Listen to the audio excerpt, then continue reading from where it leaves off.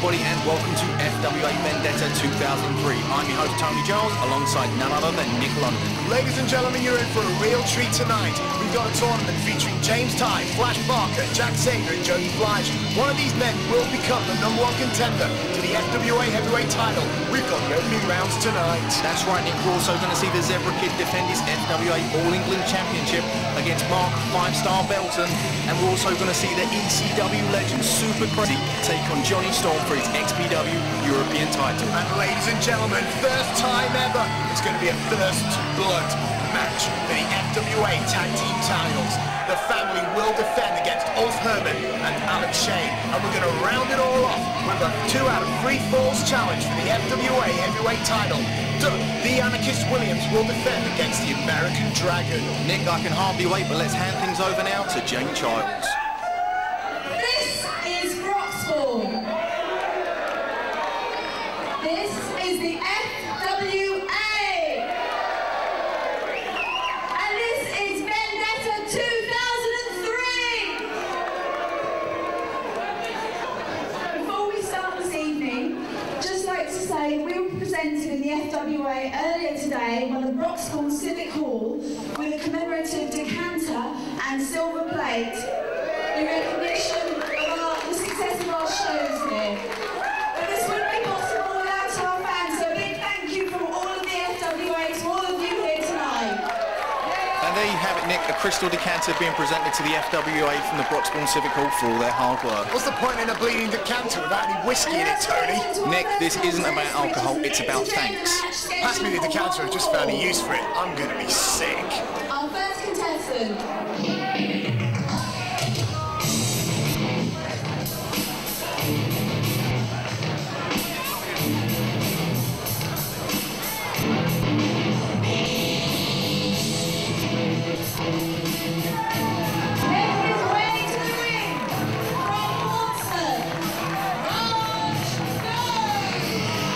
Here we are, Nick, with our opening contest. Raj Ghosh taking on the FWA's Vendetta, Nikita. Raj Ghosh tonight will be going one-on-one with Nikita, as she said, and I'm looking forward to this contest because we're going to get to see an intergender match for the first time opening up an FWA event. And his opponent.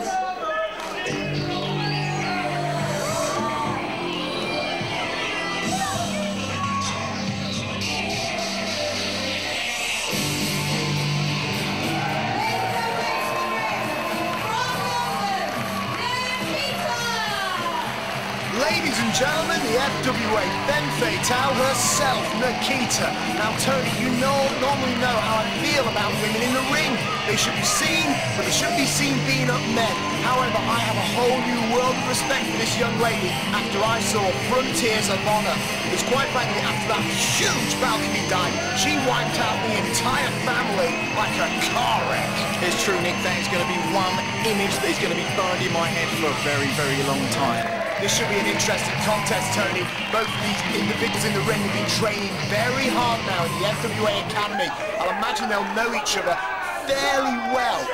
Referee Steve Linsky's ringing the bell and we're ready to start. It's true, Nick, they do adopt a similar style, but I think it's going to be quickness over power tonight, and we see the handshake there and the match is underway. Lovely handshake there, and I'm feeling a bit nauseous once again.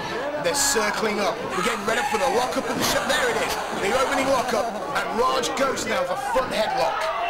As Nikita there laying some blows into Raj Adman, and a nice arm drag takes Raj Ghosh down. Got him into the arm lock there. Raj Ghosh is going to want to maybe get out of that as soon as he can. Nikita obviously with a good technique there, but Raj has rolled back onto his feet. Overhead wrist lock now. Nikita still in control here. Raj Ghosh wants to reversal and into a nice hammerlock there. A nice arm drag of Raj's. Now Raj has got the arm lock as he picks Nikita up into a front face lock. Raj there obviously matching Nikita move for move with this technical wrestling. Nikita there, a couple of cheeky punches to the gut arm, but Raj with another headlock. Cut Nikita right off there. That's right, Nick. He's got the move back onto himself, goes over again, floats over, takes Nikita down, but Nikita uses the leg strength. Raj Ghosh managed to nip up and straight into... Oh, Nick! straight into the headlock takeover, but it looks like he may have DDT'd Nikita on the way down. Did not smack her head a bit harsh there, Tony. This is just going to show the technique of Raj Ghosh. Doesn't matter if it's something simple as a headlock takeover, he's really in this match for business. Raj really needs the momentum, and it looks like another headlock, but Nikita with a roll-up, quickly one. Only a one there. Nikita back up and a roll-up of her own, but Raj with a block floats over. Nikita rolls through, and Raj was thrown into the ropes, and another arm drag. Another arm drag from Nikita there, and she's back into the arm lock onto Raj Ghosh. It's where they started, and it's in the same position at the moment. Nikita now looks as though she's... It looks like an overhead wrist lock again, another arm drag there, and Nikita, look at the technique though. She's driving the knee into the side of Raj's head whilst applying that pressure to the shoulder. Obviously she knows what she's doing. Raj rolls back onto his feet again, and a knee to the stomach there.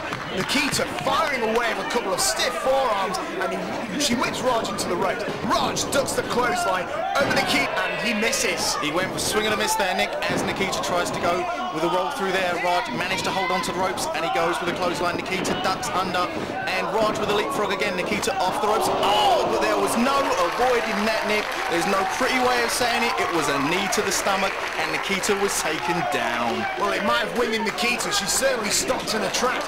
Raj going for a pinfall, but yeah, as I thought, a little early in the moment. Only a 2 count now, Nick, but it seems as though Raj Ghosh with that one move has now gone into the driving seat, as Raj Ghosh now is cinching in that abdominal stretch, and after that knee, that is going to hurt like hell.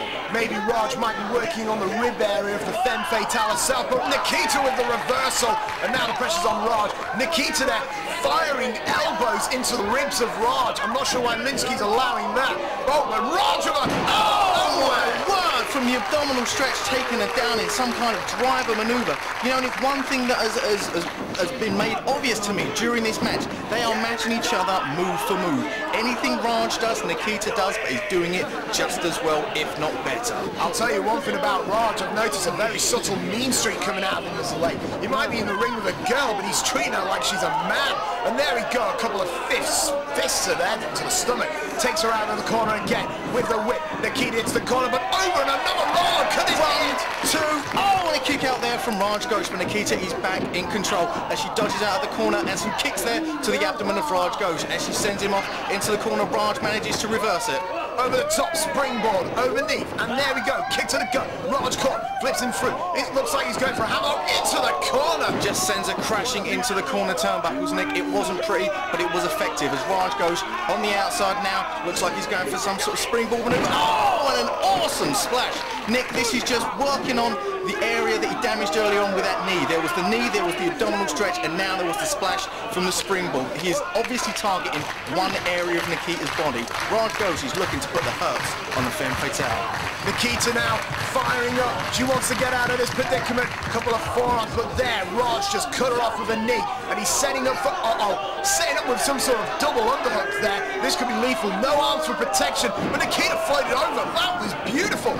Ducks the clothesline, and the clothesline duck. Nikita now with a monkey flip. Monkey flip taking Raj Ghosh down there. Nikita used her ring smarts to the best advantage as she goes up and over now with a tilt roll head scissors. Beautifully executed by the femme fatale. She grabs Raj Ghosh, and that's a Samoan drop. Could this be it? Nikita cover. 2. No! Nick, you know what? I didn't think Nikita would be able to get Raj Ghosh up, but with ease she managed to pick him up, drop him down. That was an awesome Samoan drop. I thought that would have been it. Thunderous kick to the back there. Raj is rolling around in the ring. He is at the mercy of Nikita at the moment. Nikita picks him up. Nikita launches him to the corner, but Raj stopped himself, elbow to the face of Nikita, and now Raj going up top, but Nikita's managed to catch him. A couple of kicks to the rib there, and a nice forearm. I don't know what she might be set up for, Tony. I don't know, Nick. It looks like it could be some sort of high-risk maneuver whenever you're in the corner with either of these 2. Oh, my word, Nick. It's a dangerous place, as Nikita has just found out for herself. Raj Ghosh on the second rope now. Oh, drop kick, taking Nikita down to the mat. He clipped Nikita with that drop kick, and it was, there she is, she's down. Raj now, could be, no, he's not going for the pinfall. It looks like he's going for yet another hit or miss, high-risk maneuver, Tony. This might win the match if he hit it, but we'll see.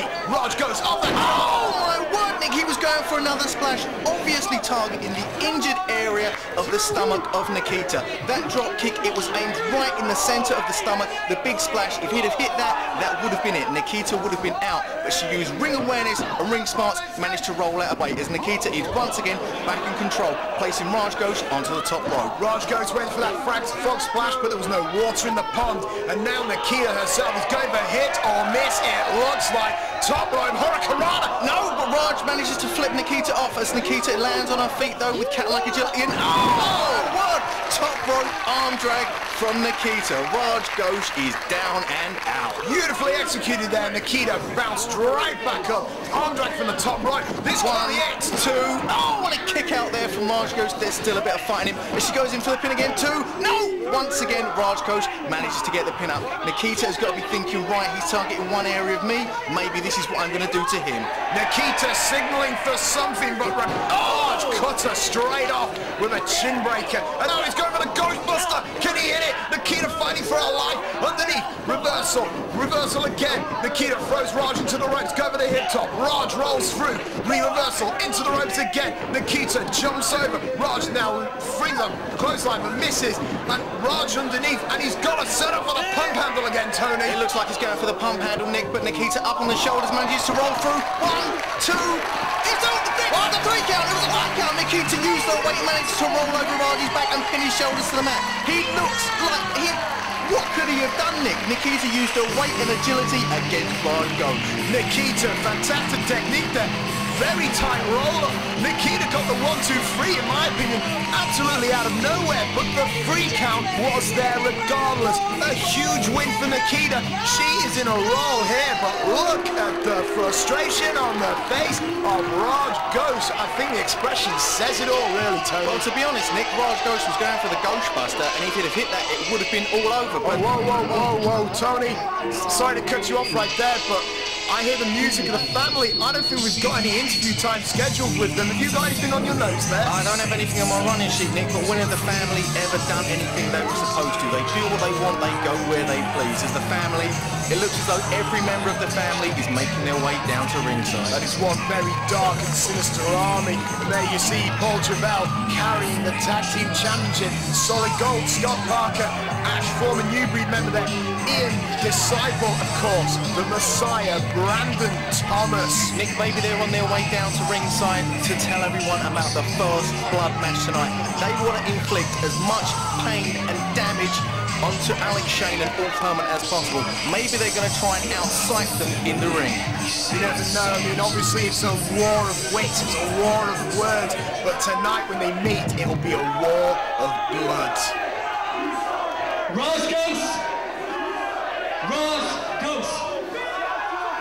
Get yourself in this ring right now and listen to the truth, the whole and nothing but. Nick, I'm not entirely sure why Greg Lambert and the family are out here, but it seems as though Raj Ghosh may be their target and not Alex Shane nor Herman. I'm not entirely sure why, but I mean, it looks as though the truth wants to have a word with Raj Ghosh. This does not look good for the 18-year-old FWA competitor. I've been watching you for a long time.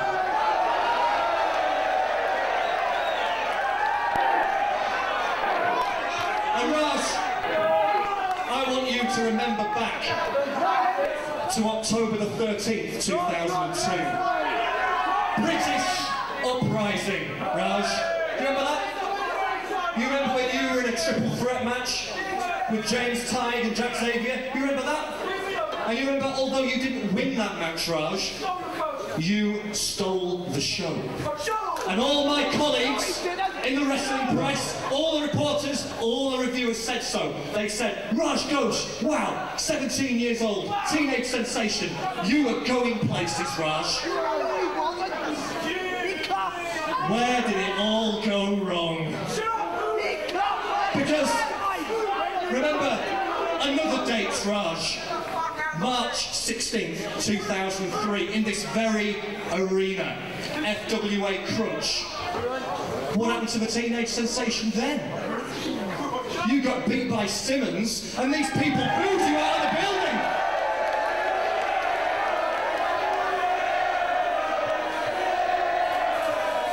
but that's not all. That's not all. No. Remember May the 17th, 2003, Raj, last month? Remember the York Hall Bethnal Green? Remember Frontiers of Honour? Biggest night of your life? Biggest night in the FWA's history? Were you in a title match? Were you wrestling one of the Americans? No. FWA management put you in a match with Burchill and you got absolutely destroyed. And just when you thought things couldn't get any worse, June 22nd, 2003, that's not funny. Raj, FWA Vendetta, you just got beat by a girl. So Raj, you've gone, in just over 8 months, you've gone from hero to zero. But I don't blame you, Raj. I don't blame you. I blame Alex Shane. I blame these people. I blame FWA management for holding you back.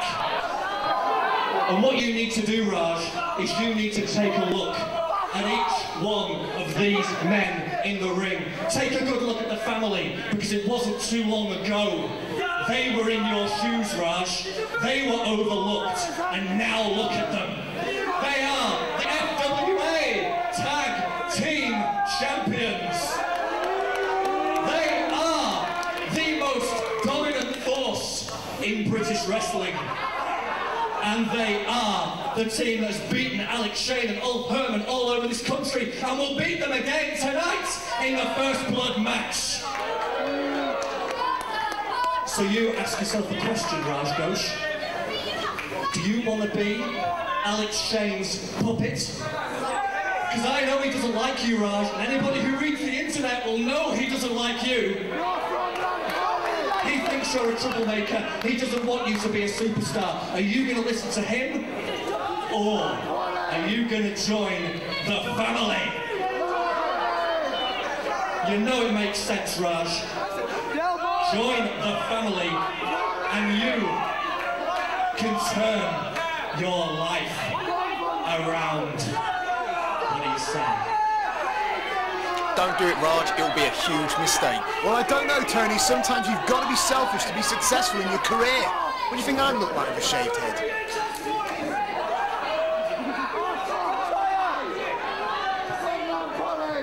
Oh, Lambert.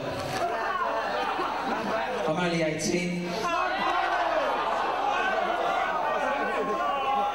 And these 3 losses were merely a setback in my career. I'll get over them. And right now, I don't want to listen to you. I don't want to listen to Alex Shane. I just want to listen to me. And I know I don't want you. I know that I don't think I need you either. So quite frankly, you can take your offer and shove it.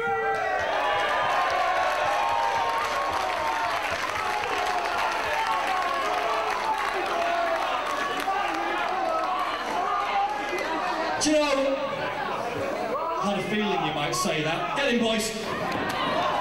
Nick, this is despicable. You don't make the family cross, Tony, pun intended. And Raj Ghosh is finding this out the hard way. You see, he's only a young lad, he doesn't know what he's saying. So Raj Ghosh, tonight you may well be a young FWA superstar, but now you're going to be a young family sacrifice. Wait a minute, Tony. Alex Shane and Herman are here. Raj Ghosh better thank his lucky stars. It looks as though Alex Shane and Herman do not want to wait a second longer, Nick, for their FWA Tag Team Title match. Ladies and gentlemen, first things first, never fear, because the show swearers are here. But tonight is not about talking.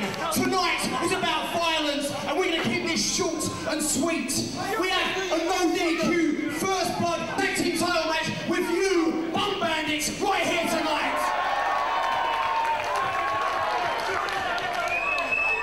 See, we've got a problem with you, and the way we see fit to solve this problem and end it once and for all is is by kicking your scrawny, skinny little asses all around the Broxbourne Civic Hall right here tonight.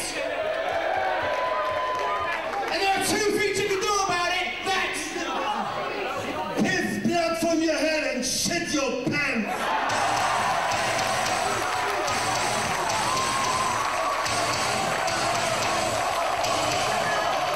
These two men have a date with destiny, Tony, much like the Duke of Danger and his butler Simmons, who tonight will finally go against the man mountain, Burchill. That's right, Nick, and today our FWA camera caught up with the twisted genius Dean Ayers. Here's what he had to say. Well, the twisted genius is back where he belongs, back at ringside in the FWA. Now, the old school came, the old school went. It fell apart because there are too many egos, trying to control too many people who didn't want to listen to what I had to say. So what did I do? I went the opposite direction. I found myself someone just starting out, someone who'd listen to everything I had to say, someone who would grow under my guidance. And that man is the rookie monster, Burchill. I'm telling you all, FWA, you're all being put on a warning here because you've seen him run in on anyone's matches. We will do what we want to do, how we want to do it, and whenever we please. I'm telling you now, you're looking at a future champion. So remember the name, Burchill. Ladies and gentlemen, the following contest is for the FWA All England Title. First, introducing the challenger.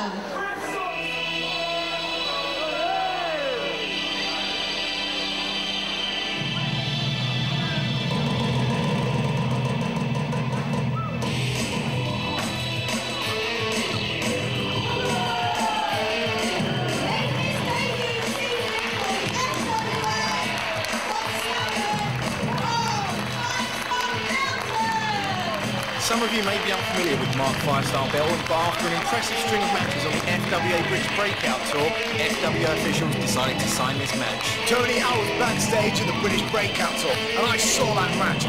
Mark 5-star Belton versus the Zebra Kid, and I saw some of the most sickening, stiff blows that I've ever seen in the FWA ring.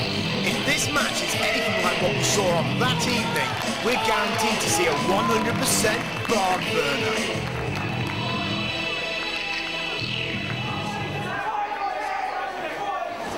And the champion.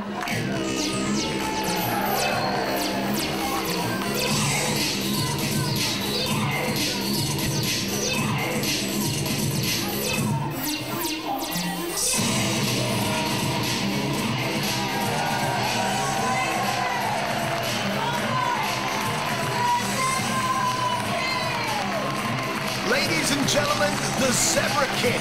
Ever since he has held the All England Championship, he has had a vice-like grip upon it, and he has turned away many a competitor. However, Tony, tonight he could very well be uphanded by his opponent, Mark 5-star Belton. Nick, it was a year ago that the Zebra Kid managed to beat Mark Sloan at Vendetta 2002 for the FWA All England Title. That night, Mark Belton was sitting in the crowd watching on, and here we are a year later, and he's about to face Zebra for the very same title. Very prestigious championship, Tony. It's not as big as the FWA Heavyweight title, but this is truly something worth fighting for.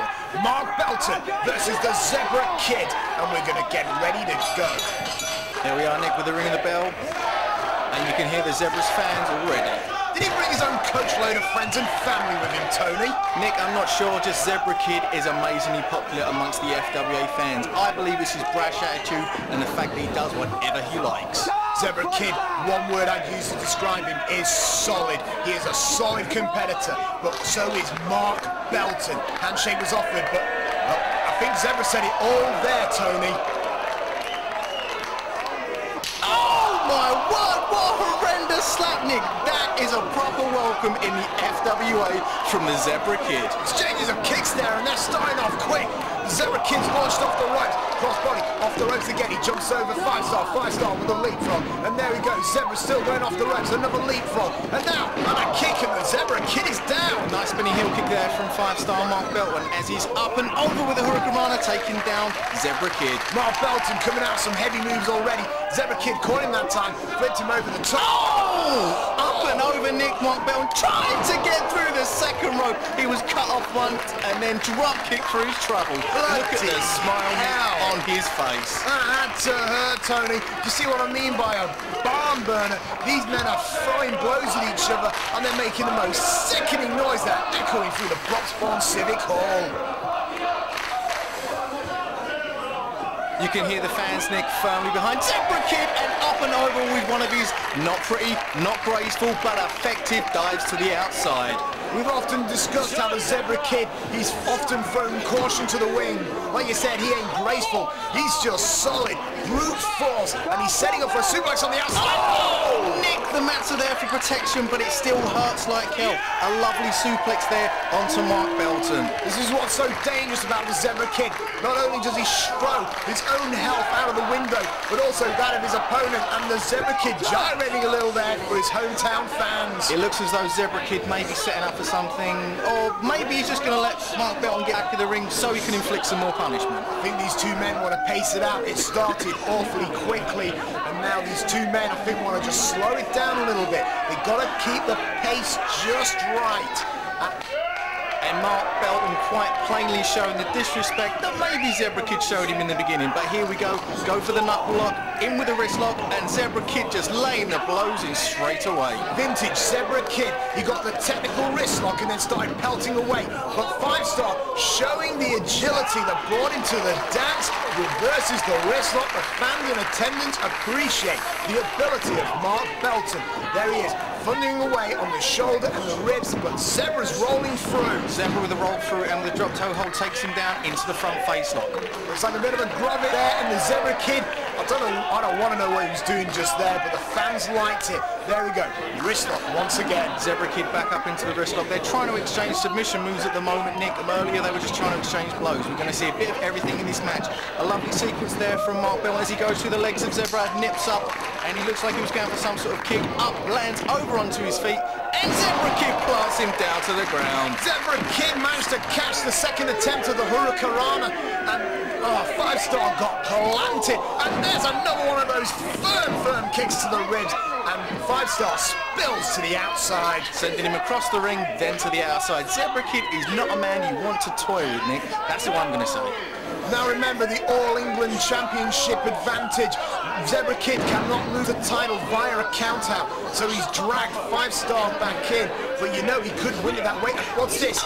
Looks like he's setting up top for something, Tony. Zebra Kid is a dangerous man on the top rope, and it looks as though, yeah, you see the Zebra Kid there gesturing. It looks as though Mark Belton might not be getting as lucky as he thought tonight. Looks like he's setting up for something. A poke in the eye there for the fans' enjoyment. He's setting up for something. Looks like he's going for some sort of... Oh, wait, no, we've seen this before. Oh, my word, Nick. Top rope superplex. It must have killed Mark Belton, but it would have taken something out. Yeah, you can see Zebra Kid's down on the mat as well. It looks as though Zebra's clutching the back of his head. He may have hit down a bit hard. I'm not entirely sure. For a minute there, I thought we were going to see Zebra Kid's top rope DDT, but he did a superplex instead, and that has got to win 5-star. Oh, driver there. That's an illegal move, Nick, that is an illegal move. Referee Andrew Coyne's going to want to admonish the Zebra Kid, and he does now, showing him the yellow card. Another action like that, and Zebra Kid will be taking out the match. I think somebody ought to talk to Andrew Coyne after this. I'm sure the pile driver was a red card, I thought, Tony, but I suppose because it's the All England title, he wants to give it a wide berth. Yellow card for the Zebra Kid.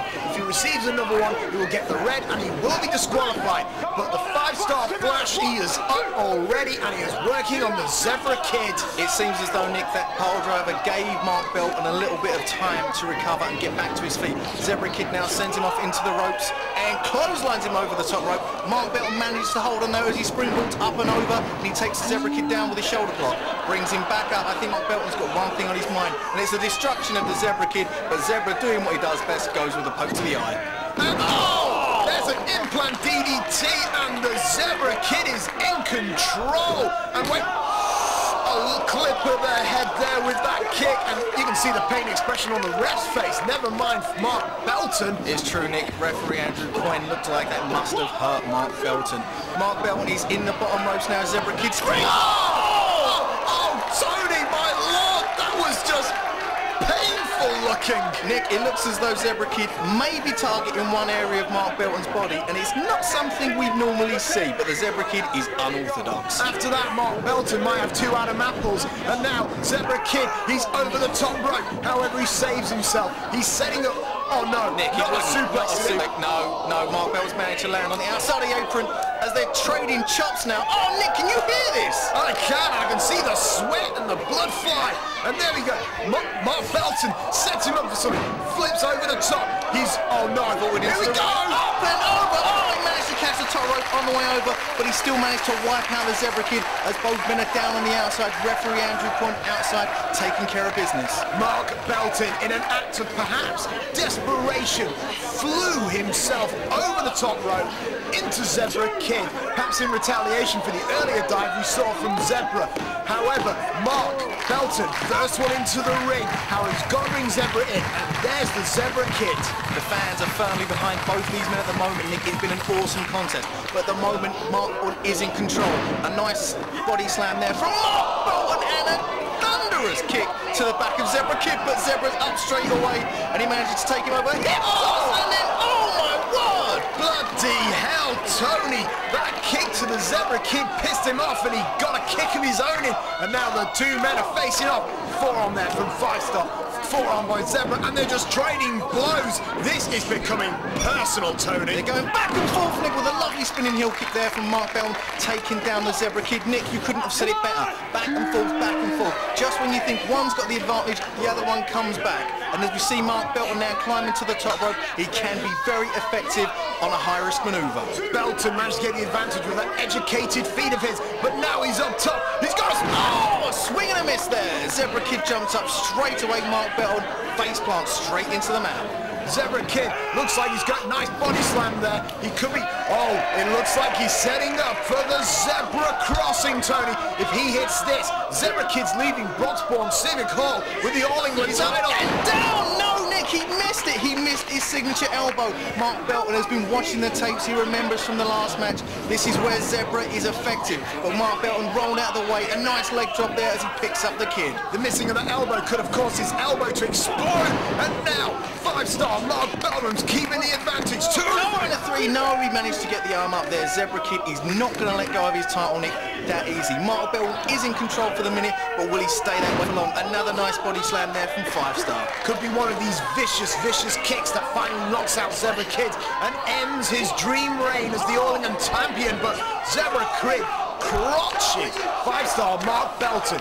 Belton is in trouble again. This is like the 3rd time Zebra Kid has gone for that one area, Nick, but with a vicious slap on the top rope. And there's now Mark Belton. He's trying to fight back, but I gotta believe that the Zebra Kid has the advantage here. Mark Belton is perched on the top rope, and Zebra Kid has now climbed there himself. I'm not entirely sure what this is, Nick, but I think I know what it is. Oh my word, Nick! A top rope DDT! I called it earlier, but it was a superplex, but this time he hit it, and now I think we're going to see the Zebra crossing, Tony. The Zebra Kid is on top. He flies down, and he hits the Zebra crossing. 1, 2, 3. Good night, Irene. The Zebra Kid is still the champ. That is all that is written. The Zebra Kid is going to walk out of the Broxbourne Civic Hall still All England champion. But Tony, what a brave effort by the challenger, 5-star Mark Belton. It's true, Nick, you have to give props to Mark Belton. He came in tonight a virtual unknown, but people are going to be leaving Broxbourne tonight talking about this match for a long time, if you ask me.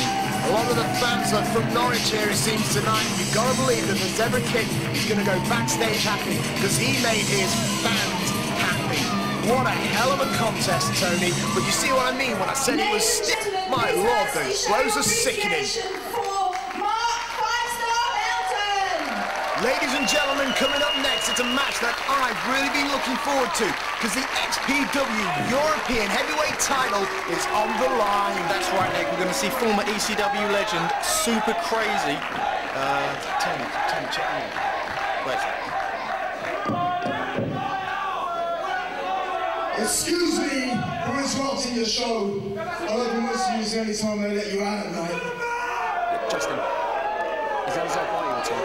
Well, who the hell is Okay, send Kenny to get Elazar. Tell him I'm to actually surprised you wrestled these match 100. I'd be surprised if people like his own ass. Tell him to signal behind the sound booth. Yeah. No, it has to... But you all remember my name. Mike 2. What is it?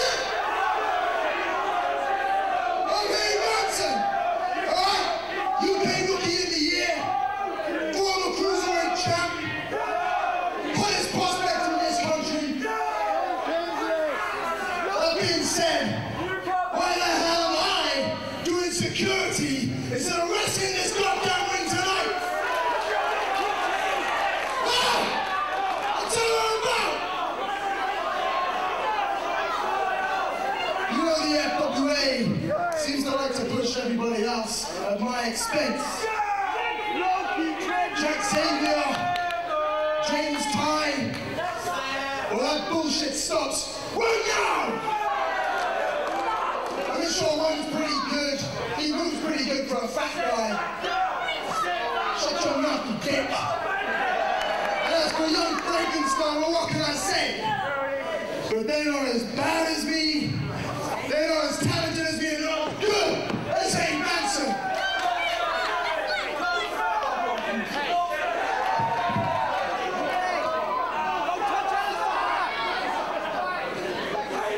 And you know the FWA likes to let his fans dictate his policy. That's all you little twats sitting up there. So to all our fans, okay, cut. No, you cut the commentary mic. It's Ray and Mike 2. No, you can't do it. Elazar's in the ring. Mike 2, do it now because, okay. You know, the FWA just doesn't recognize a good thing when they see it.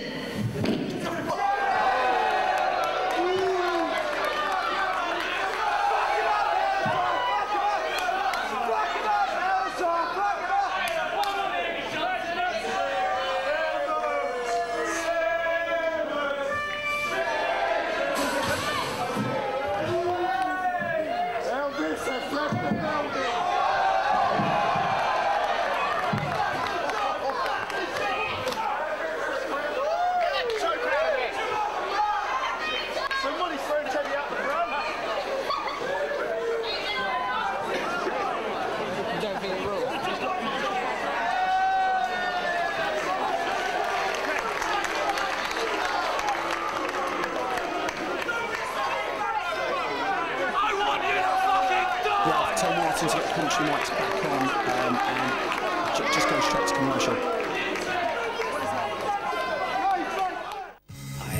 May 17th saw the true Clash of the Titans as Ring of Honor went against FWA in Frontiers of Honor, and you can only see it on FWA home video. Go to www.frontierwrestling.com.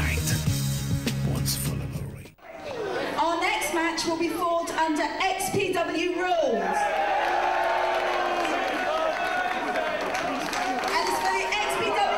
European title! Making his way to the ring.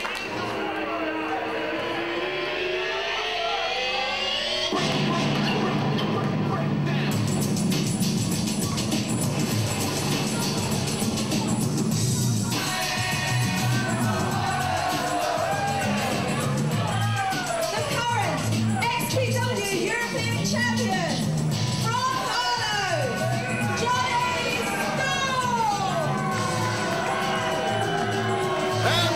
There is the man of the hour, the XPW European Heavyweight Champion, the Wonder Kid, Jonny Storm. Look at him.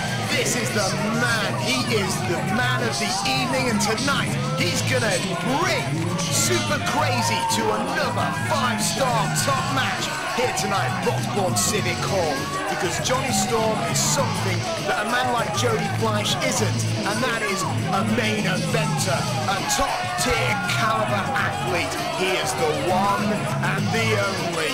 Tony, how can you disagree with me? He is an awesome specimen. He defeated the new effing show, Jerry Lynn, to become the XPW European Heavyweight Champion, and he's held that belt since. We recently had the British Breakout Tour, and he left it with the title still intact. Well, you know, Nick, I won't disagree with you there. Johnny Storm is an amazing wrestler. What he does inside the square circle is bar none fantastic, but it's Johnny Storm's habits and Johnny Storm's behaviour outside the ring, let me say. Johnny Storm was firmly behind all of his fans, but he turned his back all of them, and it was all through the jealousy of Jody Fleisch.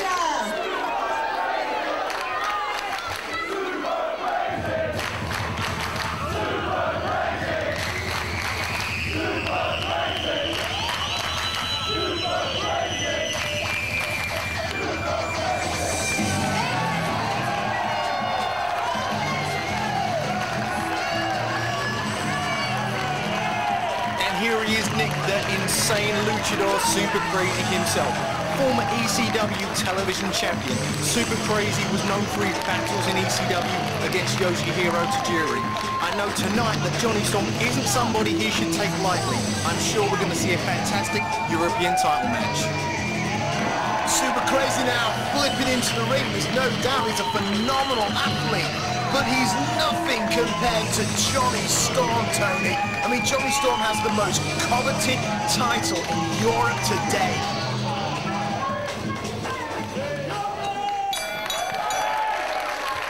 You know, Nick, you do say one thing about Johnny Storm having a European title and it is being a coveted title. Nick, I'm going to agree with you 100%. But one thing I have to ask you is, where is Johnny Storm's belt? All the fans have asked it, and I'm asking it as well. To me, Johnny Storm is a European champion in name only. Hey, Tony, come on. Back up a little bit. That's a little harsh. If you ask me, the XPW European title is so prestigious, you don't need a belt. I mean, why give a belt to Johnny Storm when he's never, ever going to lose it? Oh, that is one way of looking at it, Nick.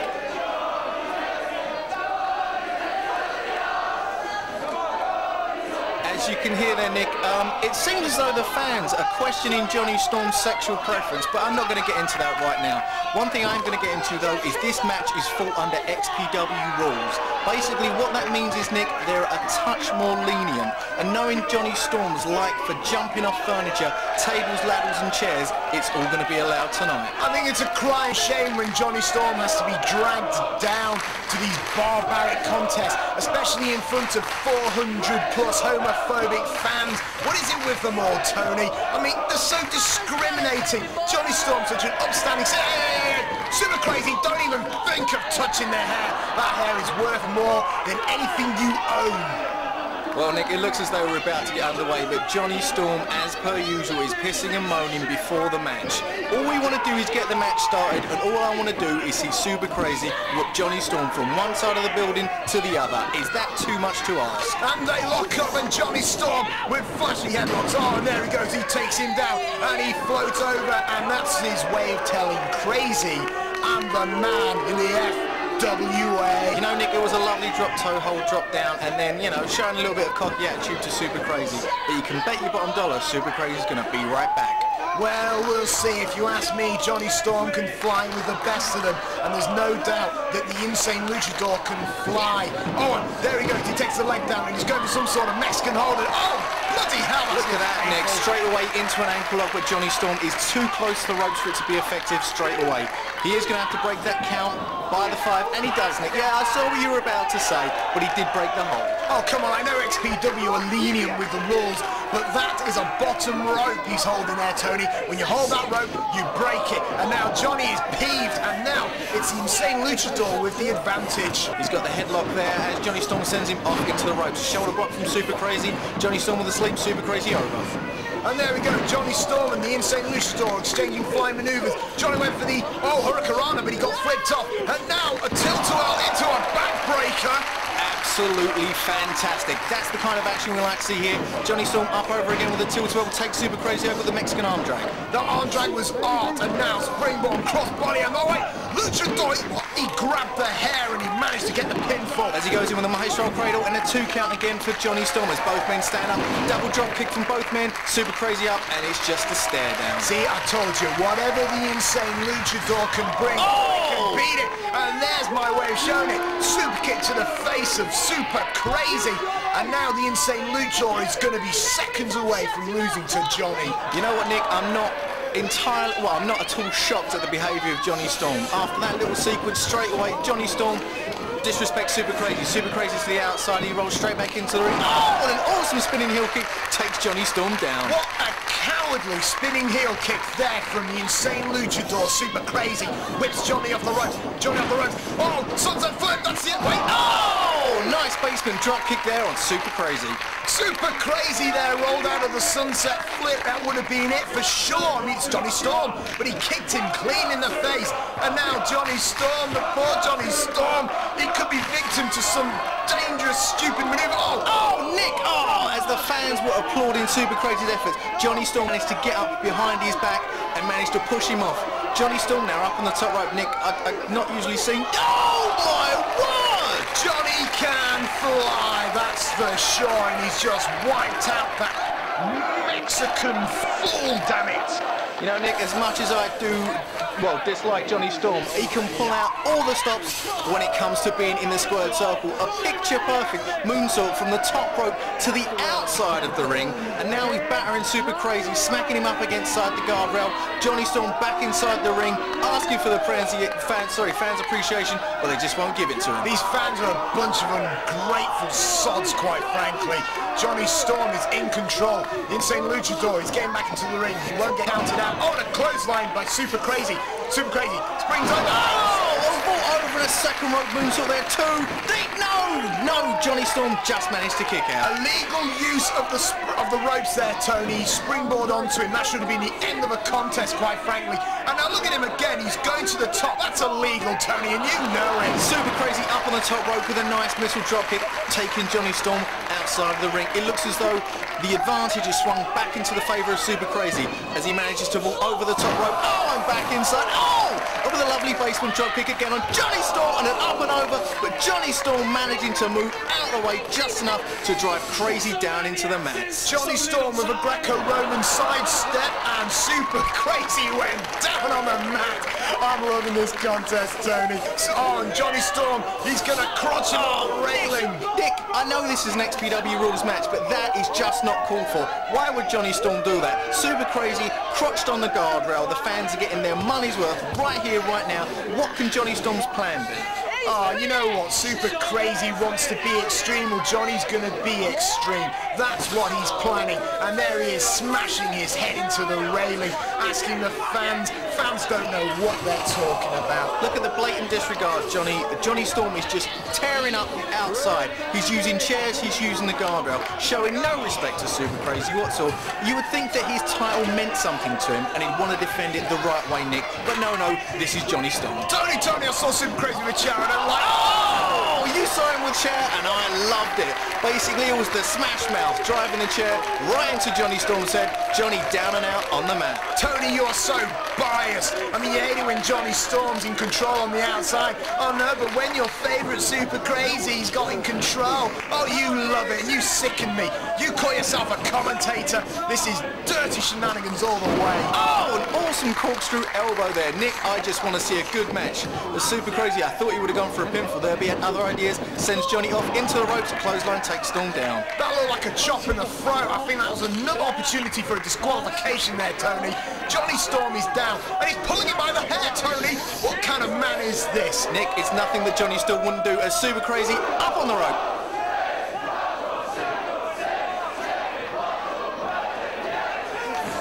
Oh my lord, the fans in Broxbourne are actually educated. I didn't even know they could speak to 10, count to 10, let alone in another language. Super Crazy with a signature 10 count punch there, and the fans responding the way Super Crazy knows how, in Spanish. Jonny Storm is down on the canvas at the moment, and Super Crazy is soaking up the adulation.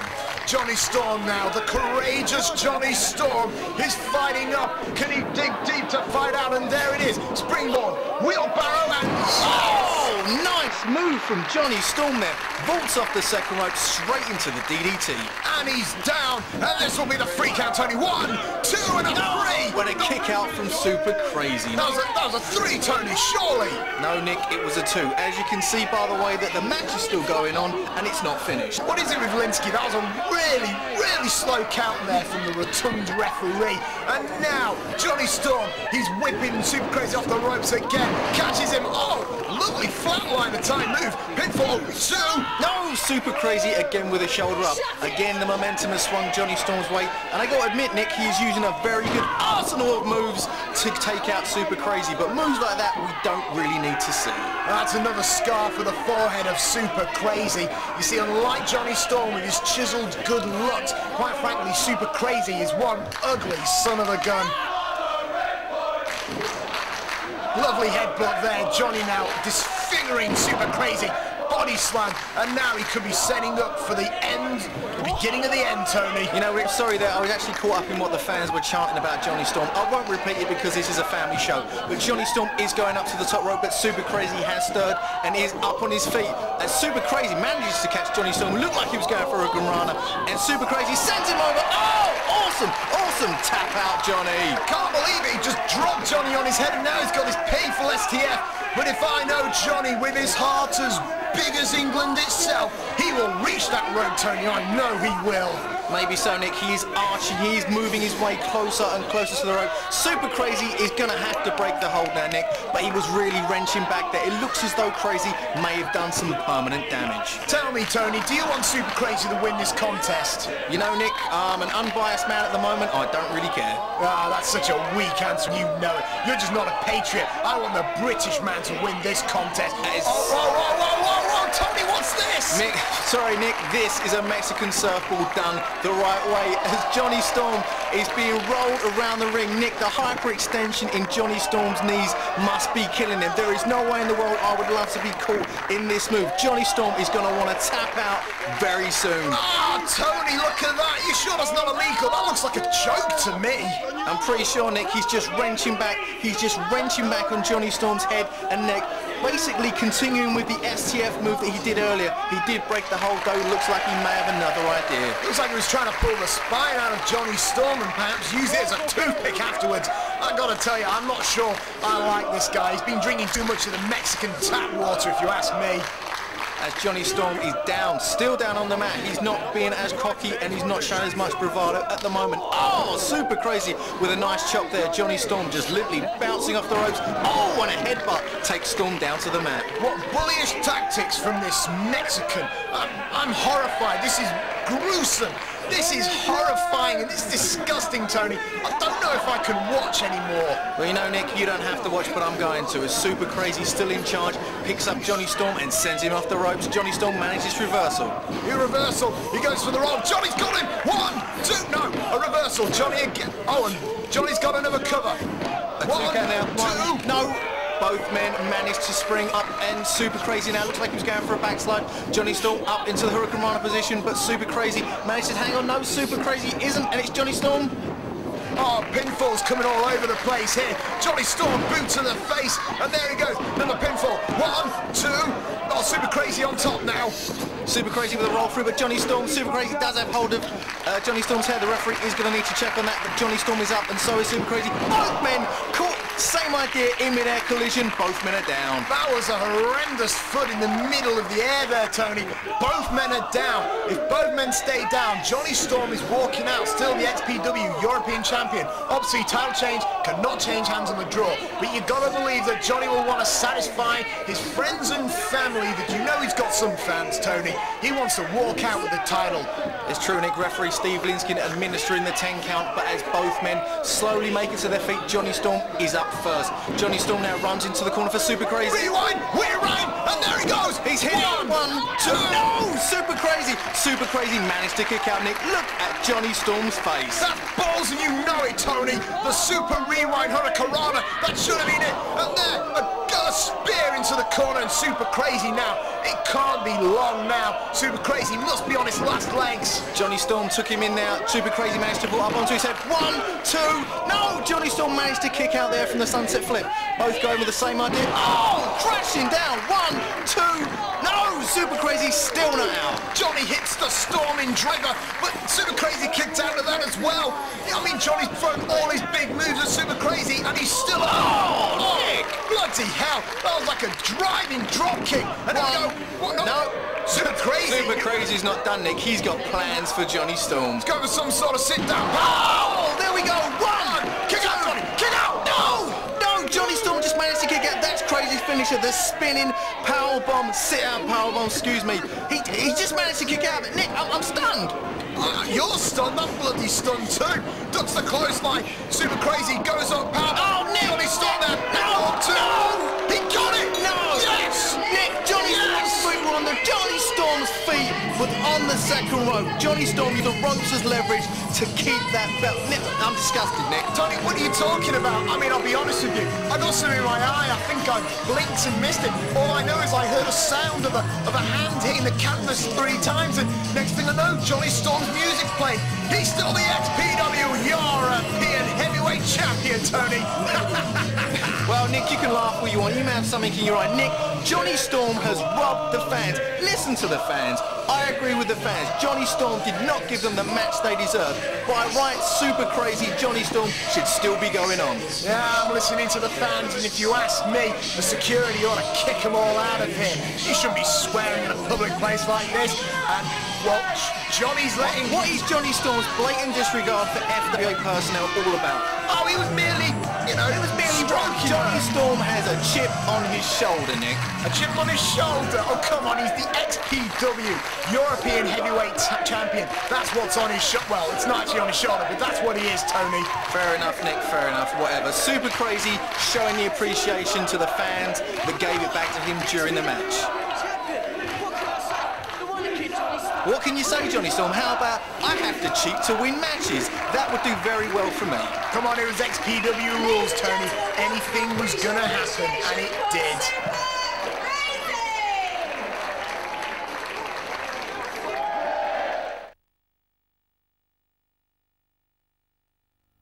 FWA Home Video presents Jody Fleisch, Jonny Storm, Doug Williams and the phenomenal AJ Styles in a round-robin tournament. Season's beatings. Go to www.frontierwrestling.com.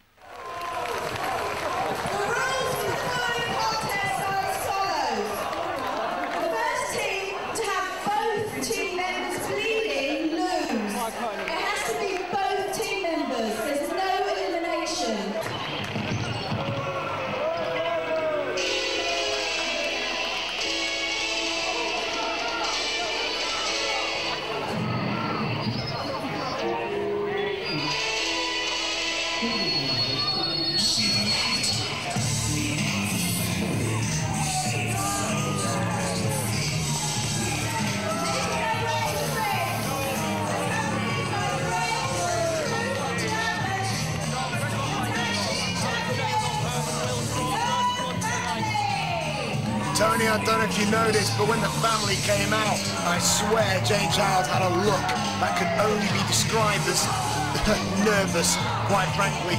The family, the FWA Tag Team Champions, they're coming out to defend it in a very big first for us, Tony. It's going to be a first blood match. Tag titles on the line. Both members of the team must be bleeding for them to lose. And the question is, who's going to walk out of here with the Tag Team Championships? Tony, I'm not sure who the think's going to win, because you've got the family, this scary, sinister, twisted team. But then you've got the raw power of Alex Shane and Old Herman. This is a war that's just spiraled out of control. It's true, Nick. This will be one for the record books. The newest member of the family, Ash, formerly of the New Breed, shocked the FWA fans when he joined the family at Crunch earlier on in this year. And as I stand on and look at the family, Nick, all I've got to say is there are more sellouts in that team than Barbra Streisand on Broadway. Right, not a second, Tony. I mean, it's a big grey area, but maybe you should be quiet because things can happen.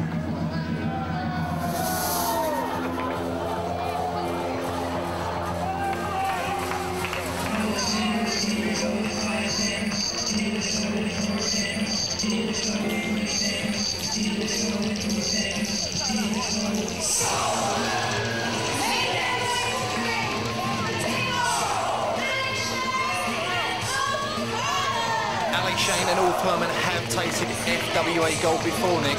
And you better believe in this war, as you rightly said, they are going to be looking to regain their tag team titles. Ulf Herman is obviously bringing his A game, and so is Alex Shane. Tonight we are going to see first blood in the FWA. I can't wait. You can't wait? Well, I would rather not see it, but unfortunately my job description requires that I do. I'll be honest with you, Tony, the sight of blood does make me feel a little bit icky in the belly. And oh, look at old Herman, his swearing also made me a bit icky too. Now the question is, Tony, obviously only 2 members of the family can actually compete tonight, but we've got the entire entourage out here. I mean, do you know, have you got it on your sheet anywhere? I mean, who's going to defend the titles tonight? I don't actually know, Nick, which 2 members of the family it's going to be, but, you know, whoever they are, they're all cunning, they've all been in the ring many, many times. They do know what they are doing. All I can say is, tonight, I am going to put the favour, in my opinion, with Alex Shane and Ulf Herman. Well, absolutely, but don't forget the family has the number game advantage. But like I said, it's meant to be 2 people to the ring. Let's see what's finding out, because there's a couple of unanswered questions here, Tony. Looks like referee Andrew Coyne's requesting to find out who's defending the titles. Yeah, you're right, Nick. It looks like Andrew Coyne, he was pointing to the family and he was motioning. Maybe he's saying to them, you need to pick your 2 members and the rest of you can leave ringside, or maybe he's going to let all of the members of the family be at ringside. Well, the family having a little huddle at the moment. I think they'll be strategizing, and when you go against Ulf Herman and Alex Shane, you need to strategize, believe me. No doubt there, Nick. It looks as though the Messiah Brandon Thomas is handing down.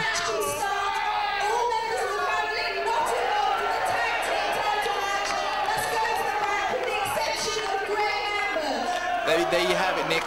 The announcement has been made. Wait a second. That's Greg Lambert's wife, Nick. Do you remember that from Frontiers of Honor? Now, come on, Tony. We know that is an effigy of Greg Lambert's wife, and that is sick. We did to her at Frontiers of Honor. Oh, what's the show Shane doing now? Oh, what a perfect leg drop there as we see the Shogun in the ring at the moment. Greg Lambert's wife taken out of the action once again. You know, I respect the show stealer for everything he's done for the FWA, but for God's sake, you don't want to be piddling about with blow-up dolls when you're about to go into one of the most gruesome affairs that you've ever faced in your career. If you ask me, it could be this lack of maturity that might result in the family taking advantage and winning the match. Lack of maturity, Nick.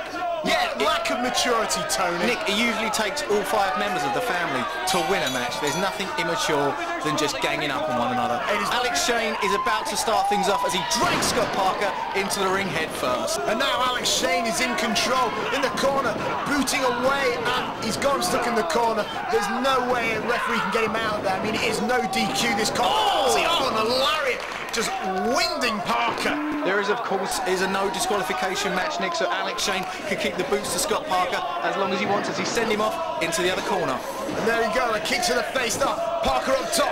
No, I thought it was a missile drop kick, but the leapfrog goes for the hip top block. Scott Parker tries to reverse, kick to the stomach, flips neatly over onto his feet. Alex Shane going for the choke bomb, but Scott Parker quickly got out of that move, Nick. Alex Shane does look like he's going for the check-up from the neck up. Devastating move, and he's going to hit it, but... Oh, Scott Parker, Nick, did you... I saw that. Parker grabbed the reverse DDT in a nick of time. And now the vertically challenged family members are going to take it to the self-proclaimed show stealer. Double axe handle from the top row. Now we know Scott Parker and Alex Shane have fought numerous times. He's obviously getting very keen at knowing when Alex Shane is doing their moves, but Alex Shane is back in control again. Paul Travell on the outside of the ring. Paul Travell using the ropes to stun Alex Shane, drop down to one knee. Travell to the top rope. Could he be going for it? Oh wait, he's got the choke bomb! Choke bomb! Oh my words! That one, Nick, was straight for Scott Parker. As Alex Shane motioning now to bring in the big German, Ulf Herman. Near 7 foot, Ulf Herman, the German. And now Travell is looking at a void of danger. What's Travell going to do here? Don't tell me he's trying to reason with the man, Nick, because that is one thing you cannot do, is reason with a near 7 foot German. Well, there we go. Travell's punching away at... Oh, Ulf Herman springs off the ropes, Nick, with a shoulder barge, but Ulf Herman does not move a muscle. Once again, the damage he's just inflicting on himself here. Smartly goes through the legs of Ulf Herman. A knee to the gut there, bends Herman over. Paul Travell taking him into the corner, laying those forearms right into the chest area of Ulf Herman. He whips Herman, and he's going through. Herman with a boot, but Travell ducked it, turned and he got folded like an accordion. Paul Travell, one for you, Mr. Parker, as well. Paul Travell thought, haha, I ducked, I did the right thing. Ulf Herman answers back with sheer power and aggression. Parker probably shouldn't have got into the ring. When he lacks in intelligence, though, you got to believe he more than makes up for in gut. And there's Ulf Herman is keeping Scott Parker in the air for as long as humanly possible. Nick, are you timing this? That's just to be like 10, 15 seconds. The lovely delayed vertical suplex. Scott Parker looks as though he may be out of it already. He's picking up Parker by the scruff of the neck now, and now he's setting him up for another suplex, maybe. Wait, oh no, Tony, he's going even higher up. Set him up on the top rope, Nick. This can't be a good thing for Scott Parker, although Scott Parker is trying to fight back. Manages to knock Herman away as Alex Shane runs into the ring and... Oh my word, Nick! Alex Shane with the Shane-sation whacking Scott Parker out, taking him down to the entranceway. Well, I'd say that was an illegal entering the ring, but Travell out of nowhere, wiping out the show stealer. Obviously, I don't think, since it's no EQ, I don't think tags are actually that essential. The German can fly! A flying German, Nick. Now I have seen everything. Paul Travell will prove that you do not turn your back on him because he will jump out from everywhere. But Ulf Herman proving he can do it just as well, and it looks as though the German has found some of his favourite toys. I cannot believe it. We saw a plunger, a keyboard, some sort of chalkboard. I mean, anything Ulf Herman can get his mitts. Body slam on the outside. Anything Herman can get his mitts on, he's going to use to devastating effect. And I'm not surprised. He's got to draw blood from his opponents tonight. Oh, Nick, it looks as though Alex Shane just reached under the ring and grabbed John Atkins out our timekeeper's lunch and just spat it all over Paul Travell. There is no respect. There is no love lost here. Parker, I will not give up your day job. There is no way you're going to rock Ulf Herman off his feet. But Ulf Herman's allowing him another opportunity. Parker's got to knock him out.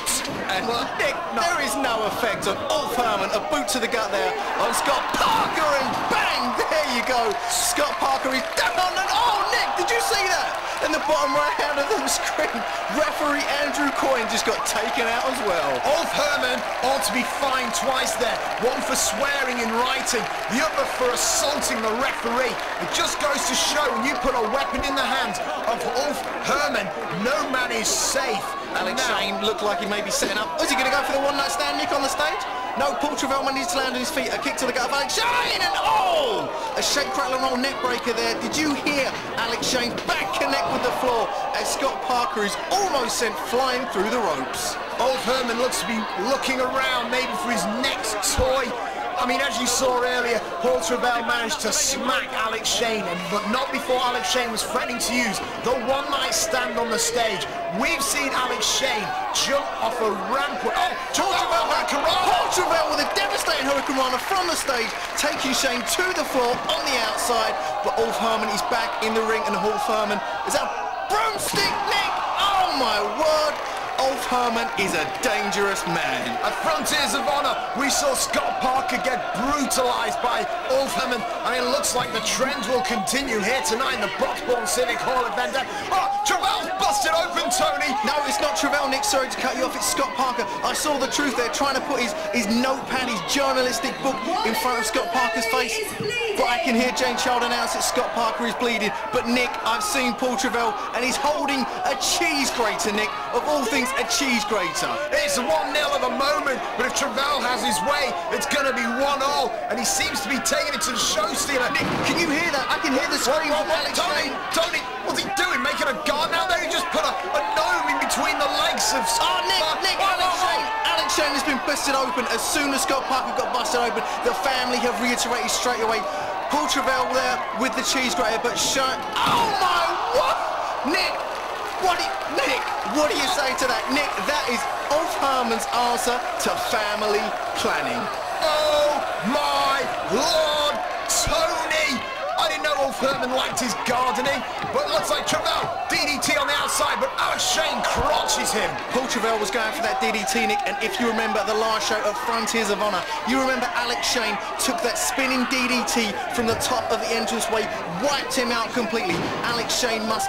I don't know if he does have any problems with his neck, but sure as hell, Paul Travell is going to be targeting one area. Jane Childs, as usual, on top of the action, has just announced that officially Alex Shane is busted open. We are... Oh my word, Nick, that was a broom and it's broken in half. Swine almighty, what is he doing to Parker?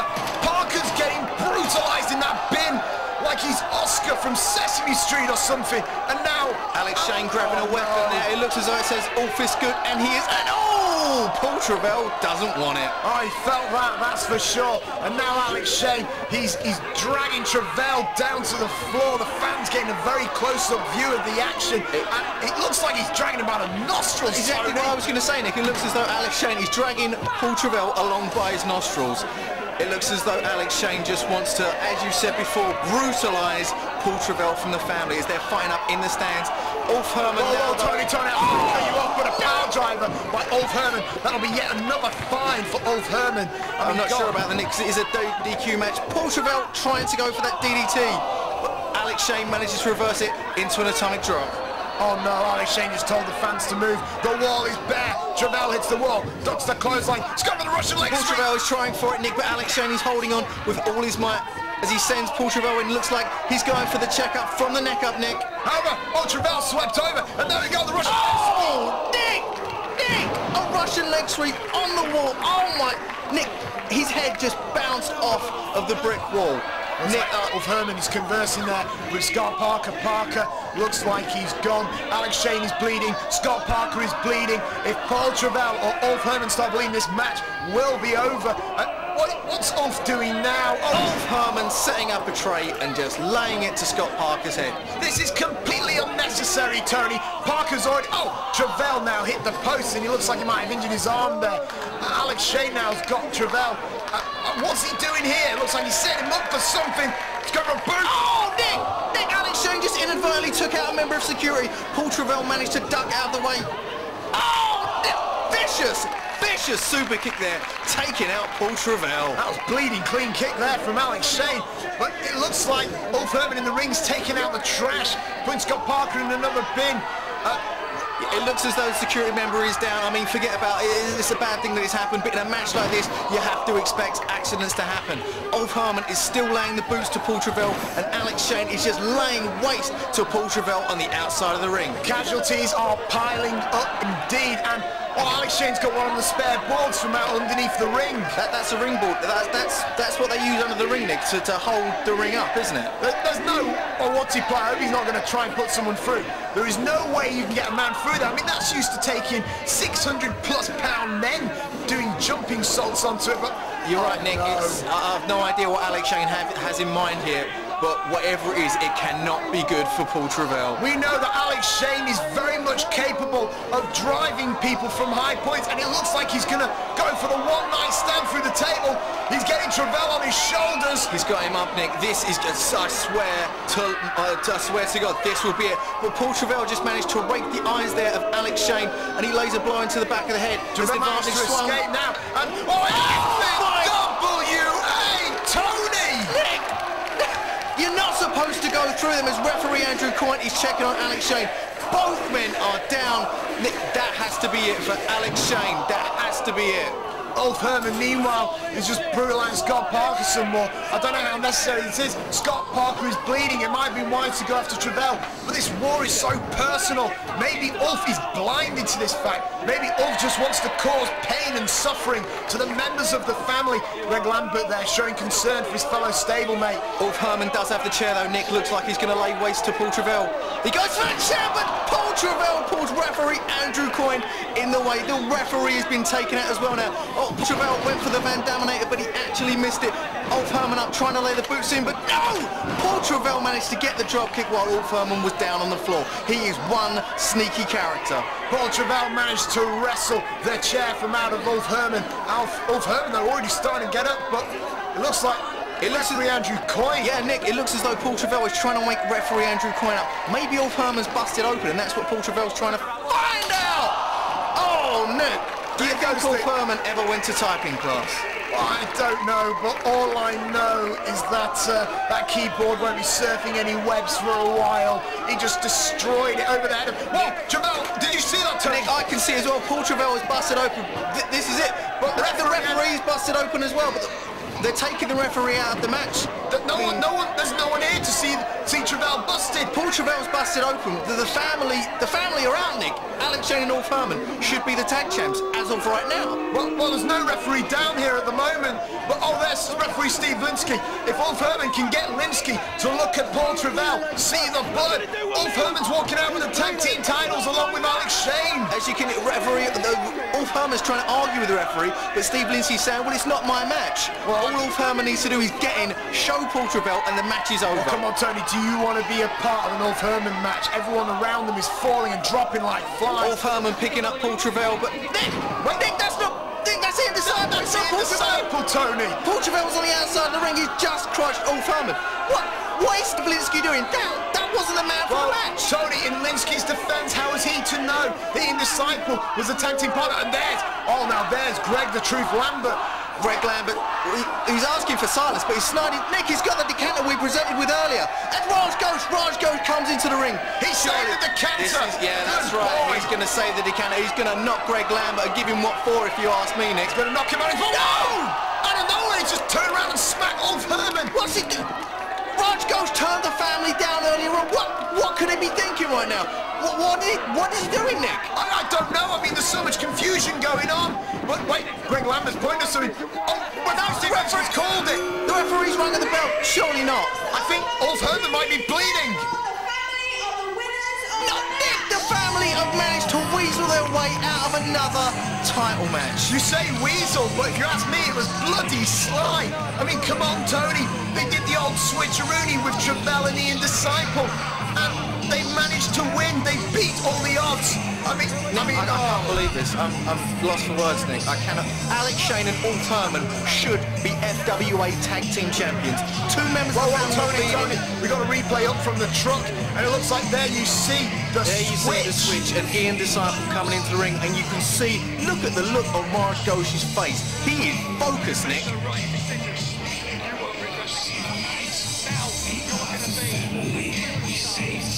As you heard him say, Greg the Truth Lambert telling Raj Ghosh he will be a superstar, and Alex Shane pointing at the cold, staring eyes of Raj Ghosh.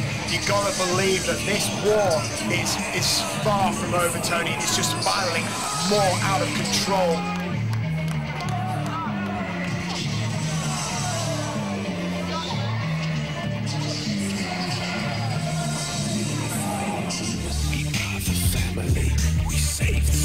And imprison the free. We have a cult that steal your children. We break them down and then we build them. We spread the word and teach the gospel. For the homeless, a satanic hostel. We'll give you hope and take you higher. Kneel before your true Messiah. See the light.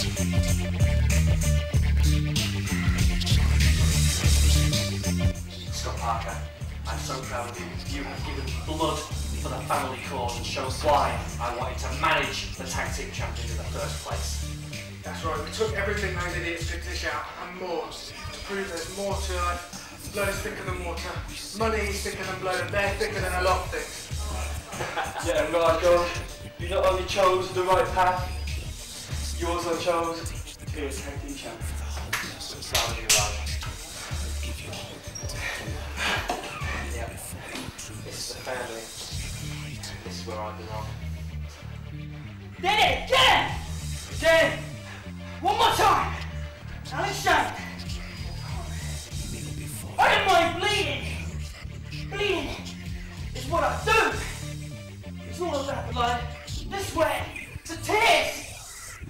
What trickles down my face! This is the blood of the family! All again! Raj, so young, you do so well. You've chosen to be a better man. You've chosen to be a better man. Ah!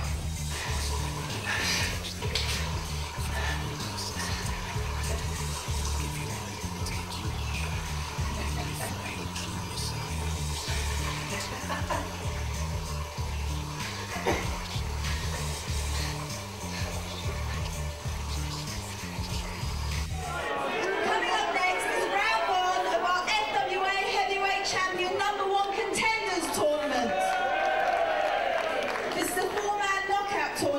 and the winners of tonight's matches will meet on a future FWA show in September to decide the #1 contender to the title, which is currently held by Doug Williams. Introducing the first contender to the ring.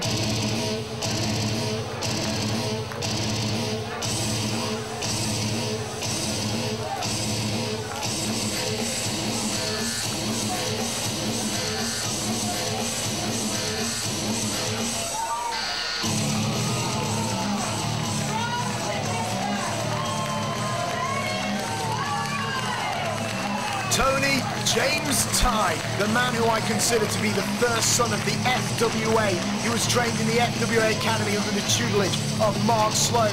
And finally, James Tighe managed to escape the shadow of his mentor. And since then, his star is rapidly rising. And what an opportunity he has, a #1 contendership tournament. He's got to get through Jody Fleisch though, and that is one hell of a hard prospect. And his opponent.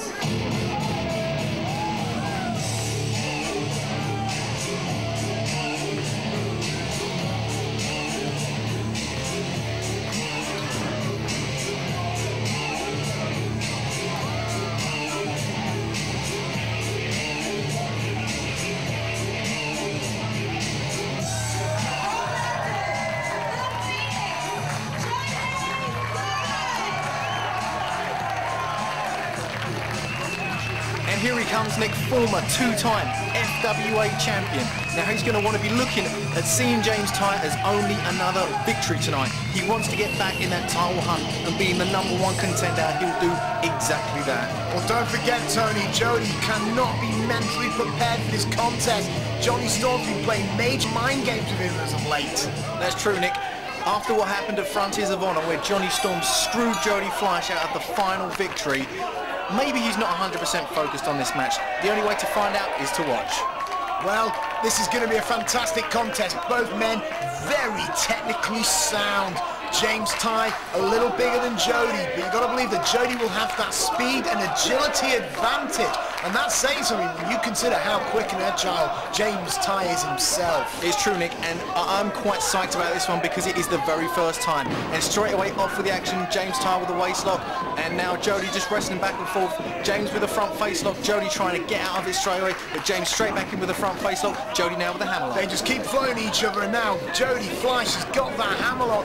James desperately looking for an escape, and he brings him down and switches to a waist lock. That was fantastic.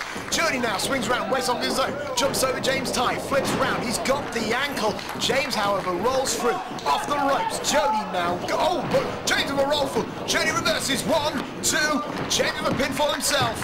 1, 2, and both men are up straight away, Nick. Look at this, look at this. I mean, come on, this is bringing out the best out of both men, Tony. Both men move for move, Nick. It's really hard to choose at the minute. It was just move back and forth. Everything one can do, the other was doing at the same time. You know what? I'm surprised he's been able to keep up with Jody so far, but James is a hungry lion here tonight. The #1 contendership to the FWA title is on the line. And it looks like they're fighting for control of an overhead wrist lock here, and James wins it, and he's got the headlock. James puts it back in the headlock. Nick, do you think James's power will be better, will gain him a victory over Jody, or will it be Jody's quickness that will gain him a victory over James's size? Well, I've got some bad news for James Tighe. I mean, Jody has faced bigger and stronger men, so but Nick, up and over straight away. That was superb. See, that was just an example of Jody's agility and technique, combining to make this beautiful harmony that makes him such a wonderful wrestler. And now, you've got to believe they're back at the starting blocks again. James Tighe looking for this grapple. Here we go. They're feeling each other out at the moment, Nick. I mean, yeah, it's been completely 50-50 at the moment. James does have the power, Jody has the agility and the speed. You've got to believe, though, that James Tighe is coming into this believing in his heart that he can beat Jody. Otherwise, Jody will just psych him out. Jody Fleisch is a big match winner, Tony.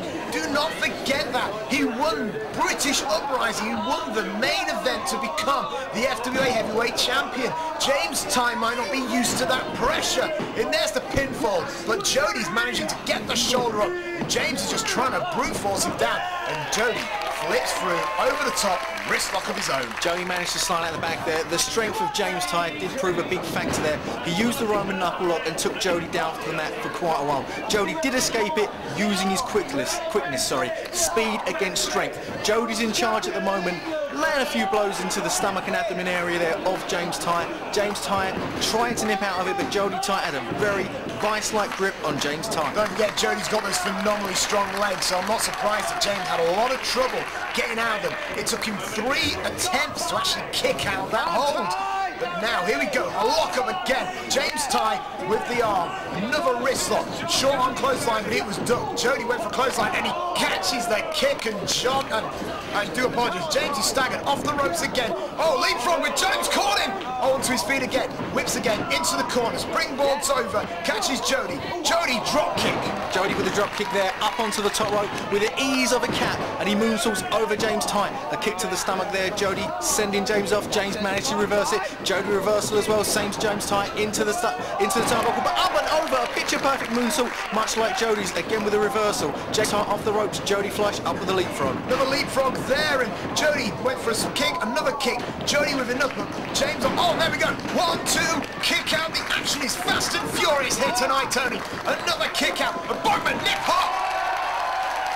Look at this standing ovation here tonight in the Broxbourne Civic Hall. And they deserve it, Nick. It has just been pure poetry in motion so far. The fans are well in appreciation and deservedly so. Look at this. Once again, they're back on the starting blocks. But you got to believe the longer Jody Fleisch can keep this match going, the more it is an advantage it will be. Another lockup, and there you go. Jody with the headlock switches around into the waist lock. James Tighe's going to try and break out of that waist lock there, trying to bridge himself forward as he takes Jody with the wrist lock. And there we go. We'll just see basics here, and James is phenomenal at the basics. It's those basics that can bring you victory. Jody with a, oh, look at that beautiful leg sweep, and he's got a kind of an Achilles lock, ankle lock type submission hold, but there it is. Look at that variation of an STF, no, Fujiwara armbar. He's just using, basically, we don't see many submission moves from Jody Fleisch. He's usually a high flyer, but in the ring against James Tighe, he is adapting. James Tighe is a formidable submissions wrestler, and Jody Fleisch is just adapting to that style. And in the moment, Nick is well in control. You do not want to underestimate Jody Fleisch's technical abilities. Remember, he learned those technical abilities of Dino Scalo, who himself is a phenomenal technician. Jody is as complete a package as you're gonna get at his height and weight. James Tighe now nips up, but Jody, there you go, just takes him back down to the mat. Advantage Jody. Sorry, Nick, that was the second time James Tighe managed to vault up onto his feet. He thought, oh, I'll get out of this now, and Jody Fleisch sent him straight back down. This time, though, holding onto the ropes, manages to flip over. Jody Fleisch still holding onto the wrist, sends James off into the ropes. Looks like James escaped, but Jody was waiting for him, and there he goes. Oh, Nick, running straight into that abdominal stretch. That was awesome, Nick. I've never seen anything quite like it. James Tighe putting the pressure on Jody Fleisch. He just caught the attempt at the hip toss, and he's just forced Jody to that submission move. However, Jody finally hip tops this out of it, and Jody Fleisch! Jody Fleisch using James Tighe's own momentum that pushed him up in the air to leg drop James Tighe. Jody Fleisch still in control. That was fantastic. Jody Fleisch is innovating. Nice snapmare now, and Jody off the ropes, and a drop kick to the face. Baseman drop kick taking James down to the mat. Jody in for the pin. 1, 2, no! A kick out. A little bit too soon yet, if you ask me, Nick. Andrew Point, only the 2 count. I completely agree with you. Just a little bit too soon at the moment. It's going to take something pretty special to take out these 2 men. And when I mean special, I'm talking about the formidable Titanic, or even the 720 DDT. Kick to the head. Speaking of which, he might be setting up for it, but no. James managed to escape the predicament. Springboard, no, oh, maybe not. And oh, Nick, looks like James Tighe was maybe going for the outside moonsault. He's very good at using that move, but Jody Fleisch, obviously been watching his FWA tapes, manages to sweep the legs of James Tighe away. Now, Jody Fleisch and James Tighe on the outside of the ring can be as devastating as they can be inside. Although Jody Fleisch has just rolled James Tighe back into the ring, looks as though he's maybe going for a springboard move of some sort. Well, it looks like the 720, no, it was a drop kick. He could have been sent for the 720 DDT, but I think Jody realised that James was a little too far away from the ropes to even think about going for that move. And now, Jody is back in control. front headlock, and there's that basics we've been talking about. Jody Fleisch has got the pressure on James Tighe. This will slow down James, and if you slow down James even more, the speed advantage of Jody Fleisch is going to be just out of this world, Tony. I agree with you again, 100%, Nick. I mean, both of these guys are fan favourites, but it seems as though Jody may have 1 or 2 more fans. I don't know if you just caught it, but there's a guy sitting at ringside wearing a Doku-chan mask. This is Jody Fleisch's mask when he wrestles over in Japan. I mean, these are fans that truly love what Jody does. Yes, I have seen the fan in question, but the thing is that you've got to remember with Jody, he's been all over the world. He's been in Japan, he's been in England, obviously. He's been in Europe. He knows every trick in the book. He's phenomenal, and it's going to be impossible for James to beat him. Oh! James Tighe with an awesome springboard elbow there, taking Jody Fleisch down. Jody Fleisch back up, but a couple of devastating clotheslines from James Tighe. James Tighe seems as though he's got his second win. A body slam takes Jody Fleisch down 2. No, a kick out there from Jody Fleisch. Several clotheslines followed by a very heavy body slam. I mean, James Tighe is in control, and maybe, oh, there we go, he's going for a suplex, and he's holding him up there. Beautifully done. Look at the structure of that toe. A very nice delayed suplex there. Oh, almost turned into a brainbuster at the end from James Tighe. For a minute there, Nick, I thought he was going to go for the Titanic. Only got the two count there, sorry. If he'd have hit that Titanic, it would have been over, Nick, if you ask me. He truly dropped him from the heavens right there. And now James Tighe is sucking the carcass dry.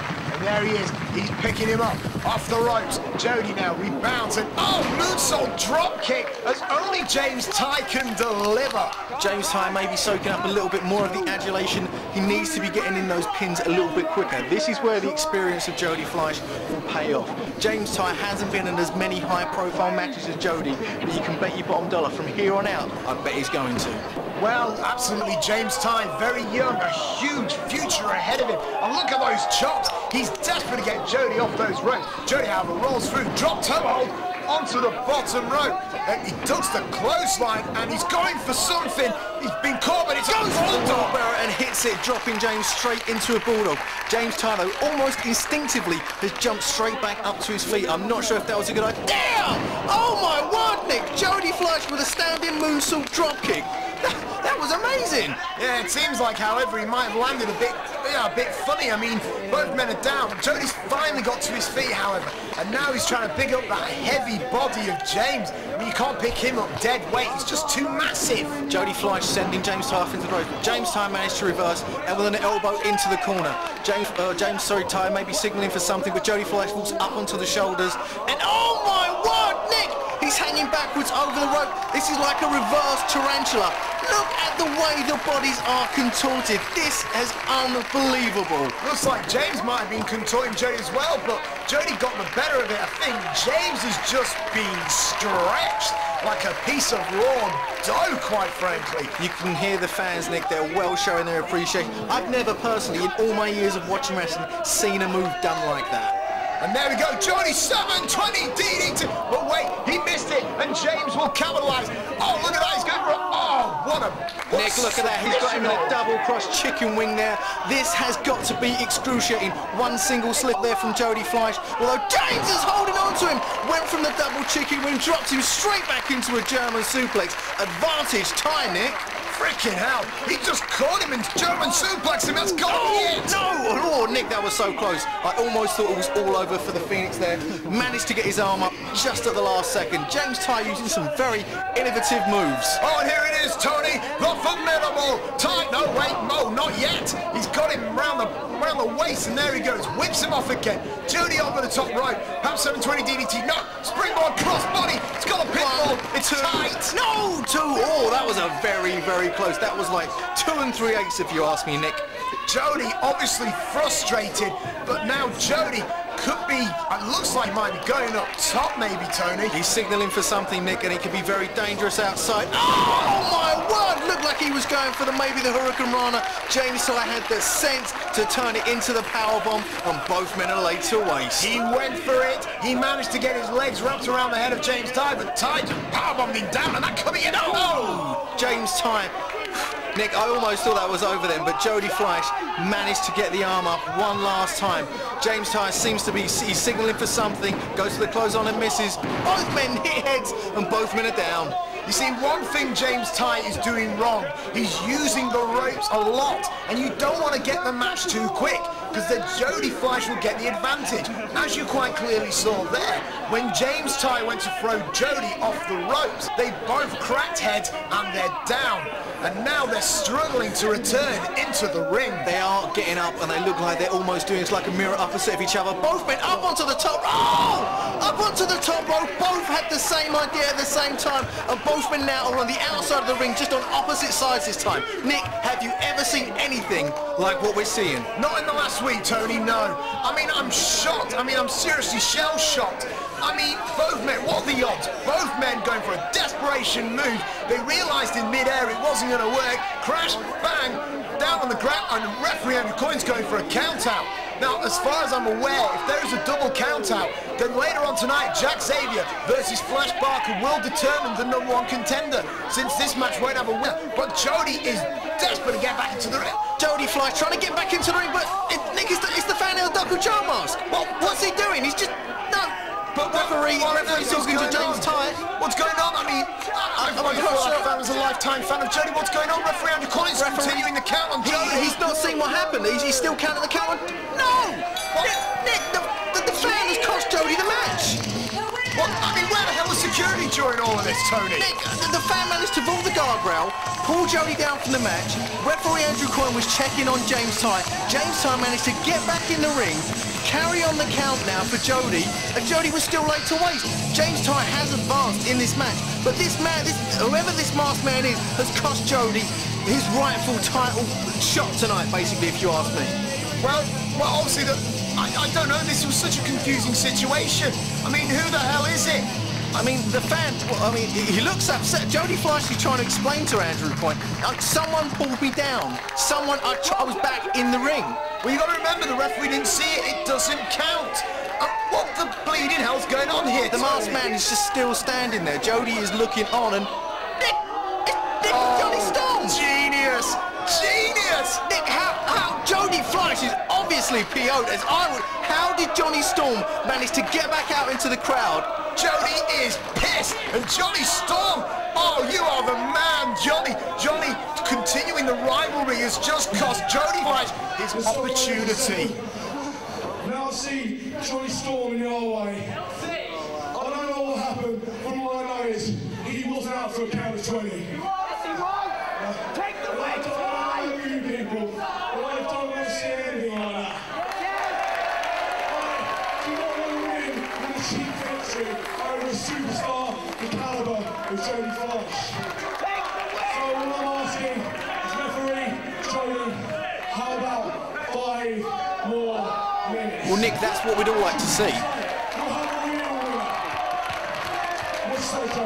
We want to see this match carry on, Nick. 5 more minutes to give the fans what they deserve. Hold on, just 1 minute. This guy's a great wrestler. I don't mean to distract from your heat, James, but I'd just like to say that Johnny Storm is a dirty, low-down piece of shit. Now, come on, Tony, we both know it's not FWA policy to continue matches. You're a freaking coward. You bring your ass back to the ring now, and I will kick it for you. I'm sorry. This is getting too emotional. I'll tell you what. You guys want 5 more minutes? Gotta tell you, Tony, I don't think Jody's emotionally stable. You want 5 more minutes?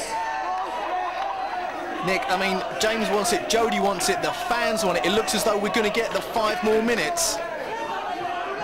Unfortunately, FWA, I can't give you 5.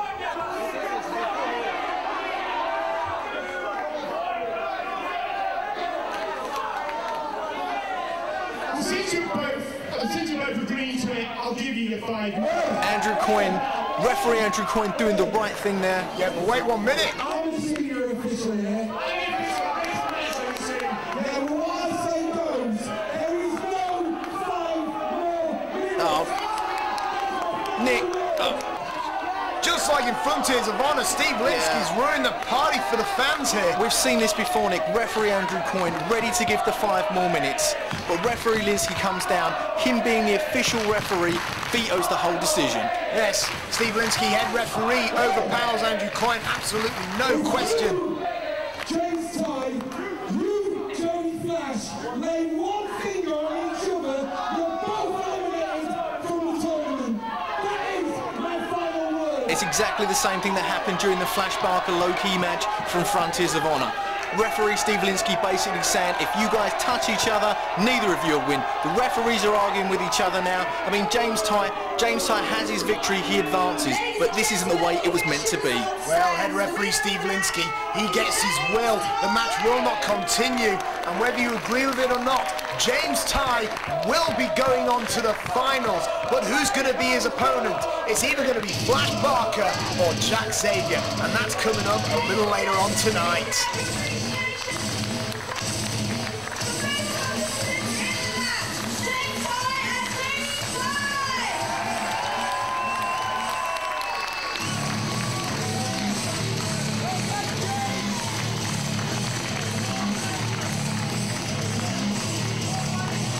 Tonight is the night, Buttercup. Tonight is the night that oversized Neanderthal Burchill finally gets what's coming to him. Because as always, I have a master plan, and I have something up my sleeve that can ensure me victory. Tonight is the night that I prove to you and everyone here once and for all that I am better than Burchill. I have a better mind than Burchill, I have a better body than Burchill, and I am a better wrestler than Burchill. And I will prove to you and everyone in this building that I am a class apart.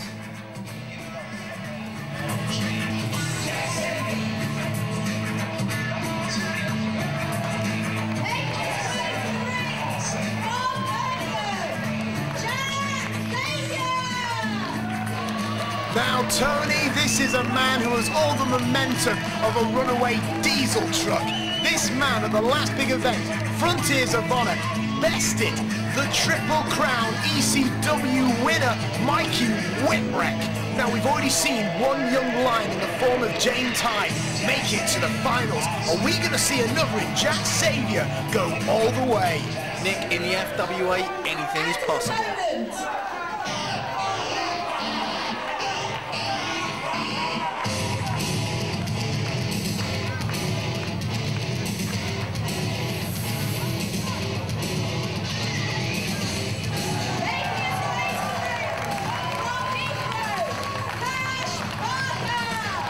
Here he comes, Nick, former FWA champion Fleisch Barker. Now, as you said before, Jack Xavier, fresh from his victory over the ECW legend Mikey Whipwreck. Fleisch Barker didn't fare so well. During his match with Low Key, the match went the full distance of his time limit, and as they were asking for 5 more minutes, referee Steve Linsky came out, vetoed the decision, said there would be no more 5 minutes for this match, and thus there was never a decisive winner. Now, going into this match, it would appear to me that maybe Fleisch will have some built-up aggression. The question is, will he take it out on Jack Xavier, or will he just let it lie? You think he's got some built-up aggression? This is a man who's walking aggression. I mean, come on, of course he's going to take it out on Jack Xavier. Fleisch Barker, look at him, he's like a Sherman tank, and he's eyeing up Jack for dinner. It's true, Nick. Fleisch Barker is an awesome specimen. He's a very, very big man, one of the biggest on the FWA roster. And looking at Jack Xavier, he might have a few ideas how he's going to break him down. But one thing you can guarantee, this is going to be an awesome match. Well, Jack Xavier's a creative young man from Birmingham. I reckon he might come with some, oh bloody hell, he might come with some creative ways to take down this monster, Fleisch Barker. But did you just see that punch to the gut? I did see that punch, Nick, but as you can see, with Fleisch Barker wearing those fight gloves the way he does, it's hard to tell which is open-fisted and which is closed. I mean, you can see referee Steve Linsky is asking Fleisch, was it open, was it closed? I believe Fleisch, being the competitor that he is, they were open-fisted. He would do things the right way. All he wants to do is win this match, become the #1 contender, and win back the FWA heavyweight title. Well, referee Steve Linsky was looking at them, and I'll be honest with you, Linsky can sometimes be a bit of a controversial ass, but I think he has a heart deep down somewhere, and if those were punches, I think Fleisch might need to look out for that yellow and red card disqualification. And there's another punch, but oh, there you go, Jack now with legal forearms off the ropes, but Fleisch just too big to whip, and he launches Jack off the ropes again, and there we go, Fleisch went for a belly to belly, however he's now switched to a wrist lock, and he's got it on tight. Fleisch bark with a wrist lock, and he sends Jack Xavier off the ropes. Jack's managed to duck, and catch it, and sends him over straight into the Hurricane Rana. Jack Xavier with an awesome arm drag there, and another one for Fleisch Barker.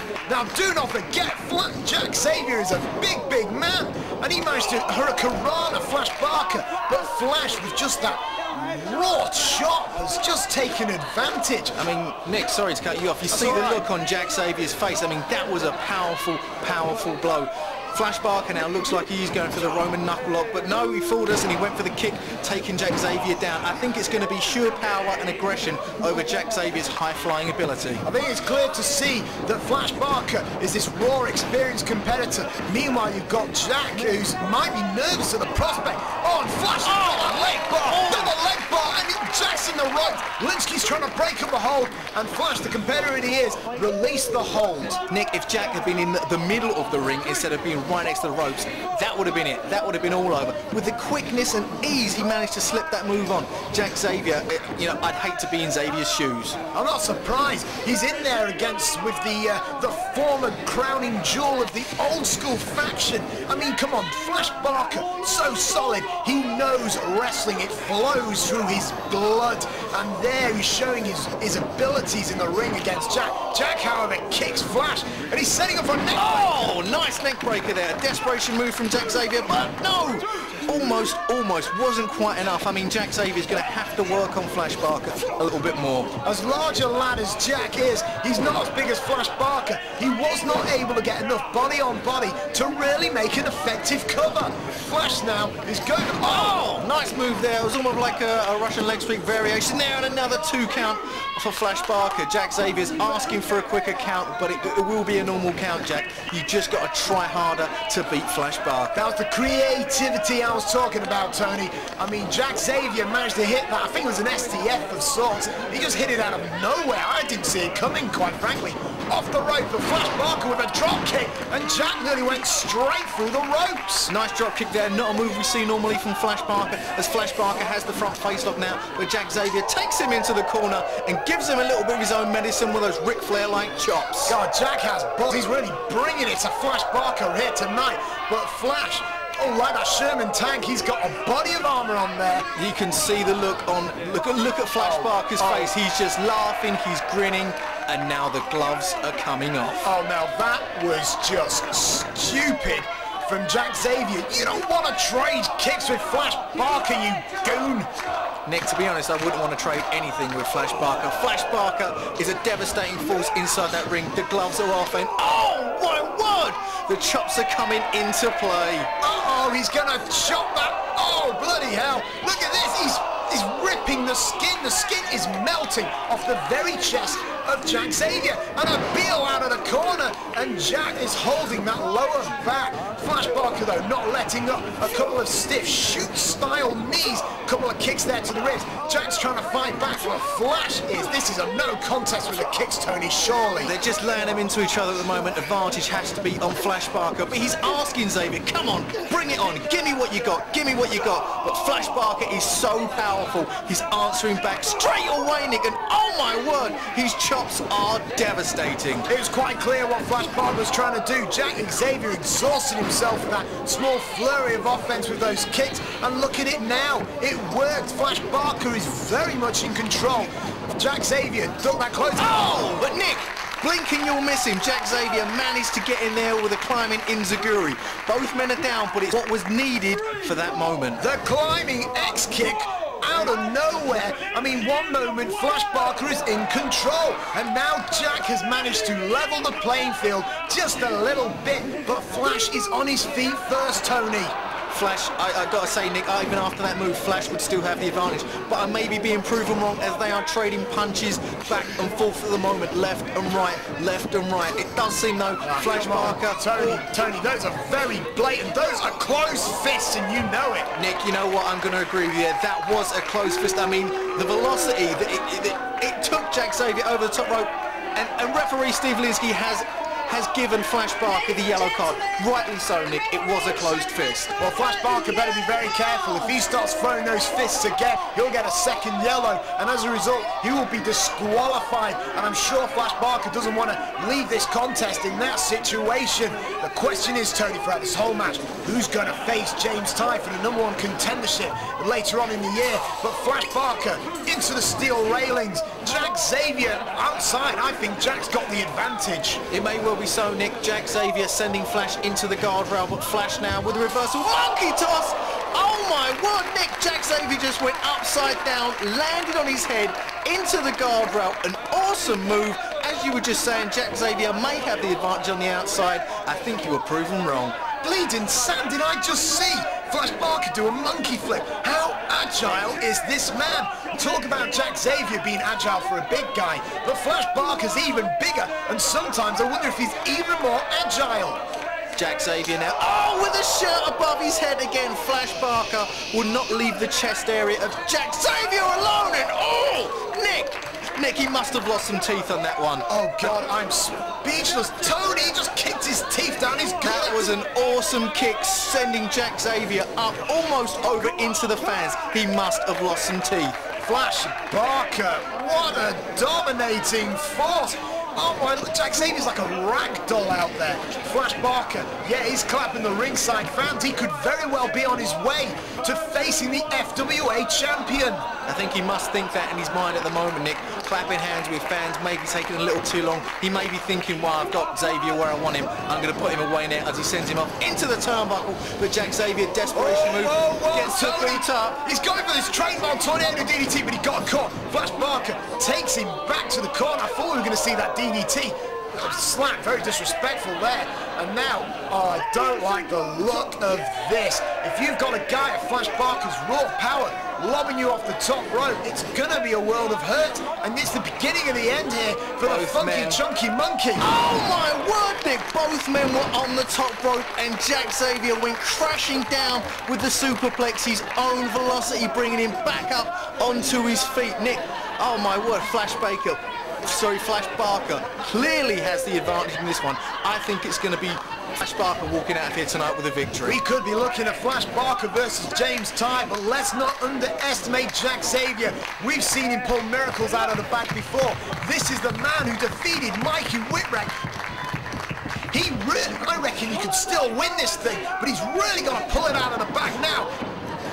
Oh, Nicholas, I know what you say, he needs to pull it out of the bag, and a 2 count. But if Fleisch Barker is going to keep using moves like that devastating spine buster, it's got to be all over for Mr. Xavier. I don't know if you've been hearing the fans as of late, but they've been whispering about how hard Fleisch Barker is. He is the man who, in their eyes, is quadruple hard. And oh my word!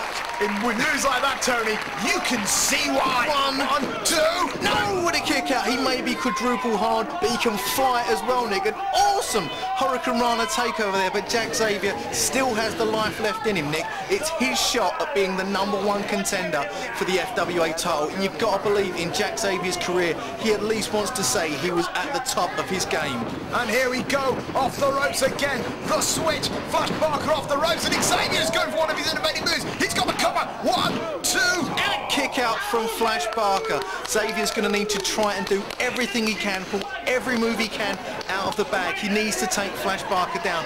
Fleisch Barker getting to his feet slowly, but Xavier is up first. You see now, Jack Xavier hits those innovating moves, and I don't know if Fleisch Barker actually knows how to contend with them. And here we go, he's setting up for the rolling release. Oh, Nick, but he didn't release, he held on, and it was almost like a neck breaker, and a 2. It was a 2 count.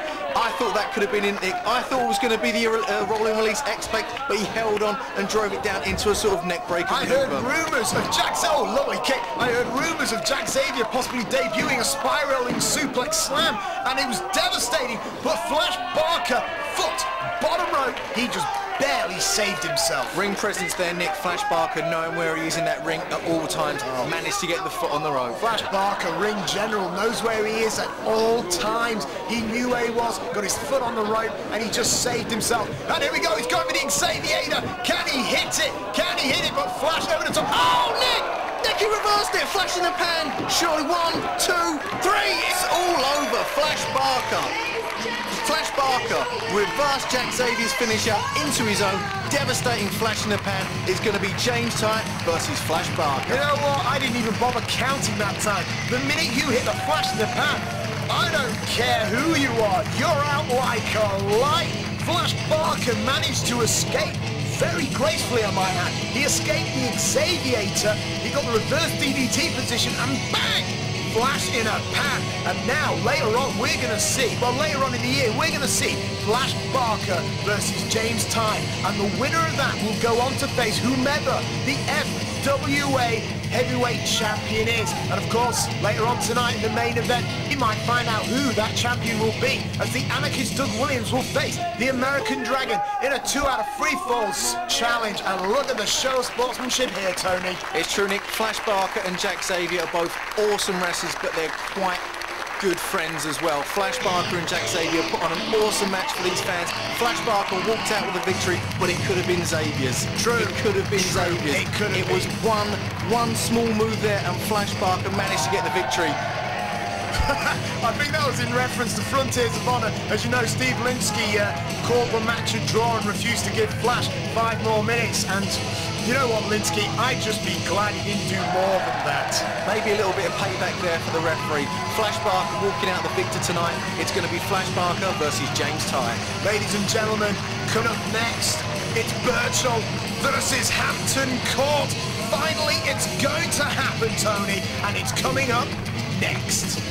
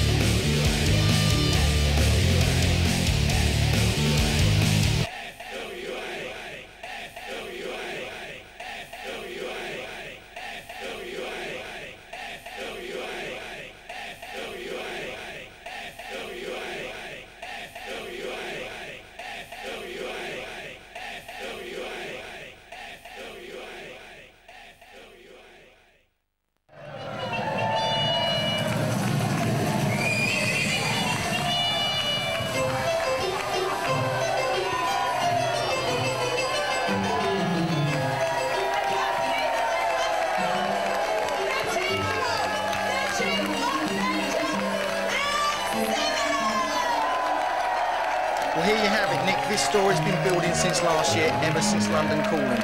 When Burchill's running, inadvertently calls Jack Xavier to lose a loser leaves the FWA match to the Duke of Danger.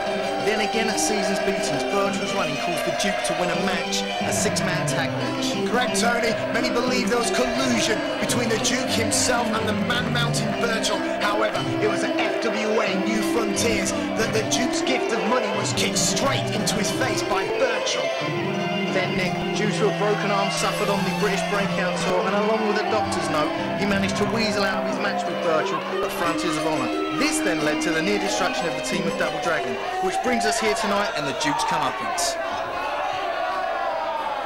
Silence,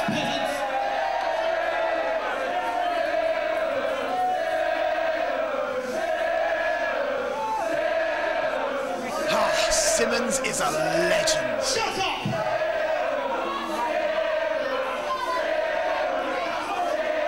Shut up!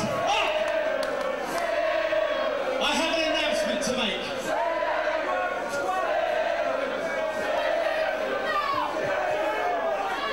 Whilst attending my good friend Prince William's birthday last night,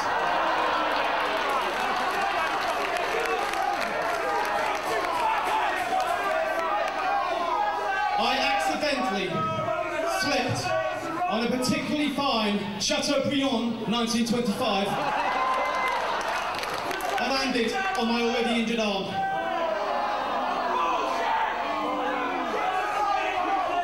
Simmons, by the way, well done Simmons, sped out into the dark, dark night and secured the services of a doctor. This doctor has given me written certification to prove that I am unfit to wrestle.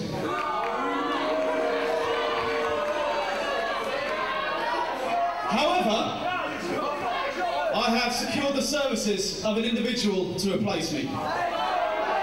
This was the man who Burchill was too scared to attack at season's beatings. You are particularly ugly.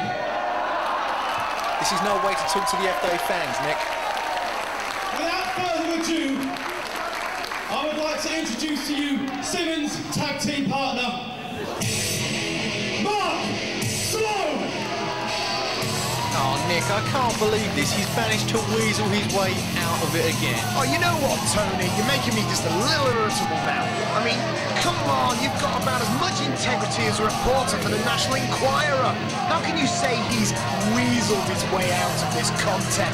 He is legitimately injured. I mean, he was injured on the British Breakout Tour, and since then his lifestyle has caused him to re-injure his arm again and again. This man has to do water polo, grouse shooting, safari, maid inspecting. In fact, I myself was at that dinner party where he slipped over that lovely bottle of bubbly. I mean, come on, Tony, these things happen. Just because you weren't invited to the dinner party to end all dinner parties, you don't have to get bitter on me. And their opponent!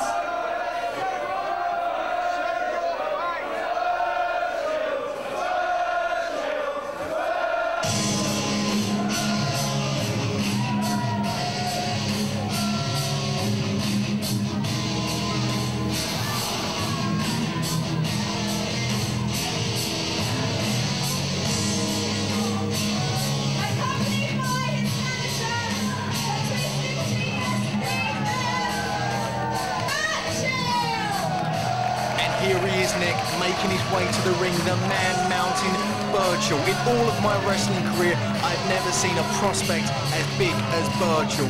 He's an absolutely huge guy that flies around the ring like a cruiserweight. The man is unbelievable to see. I could not believe the way he destroyed Double Dragon with almost virtual ease. You know what, Tony, I find it a little funny. Do you honestly believe that the Duke of Danger is intimidated by this man? Let's be honest, Burchill is a peasant. He's a big-ass peasant, but he's a peasant nonetheless. Nick, I think the Duke is so scared of Burchill that he will keep ducking and diving to the best of the abilities. It wouldn't surprise me, Nick, if the Duke comes out with a broken leg pretty soon. You see, Tony, you just don't understand wrestling like I know wrestling. Duke of Danger, he'd be able to break Burchill in half.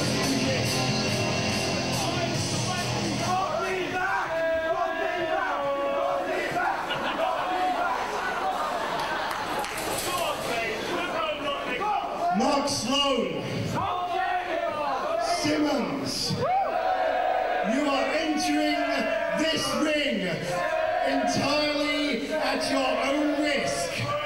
Mr. Burchill and Mr. Ayers cannot be held responsible for any broken bones.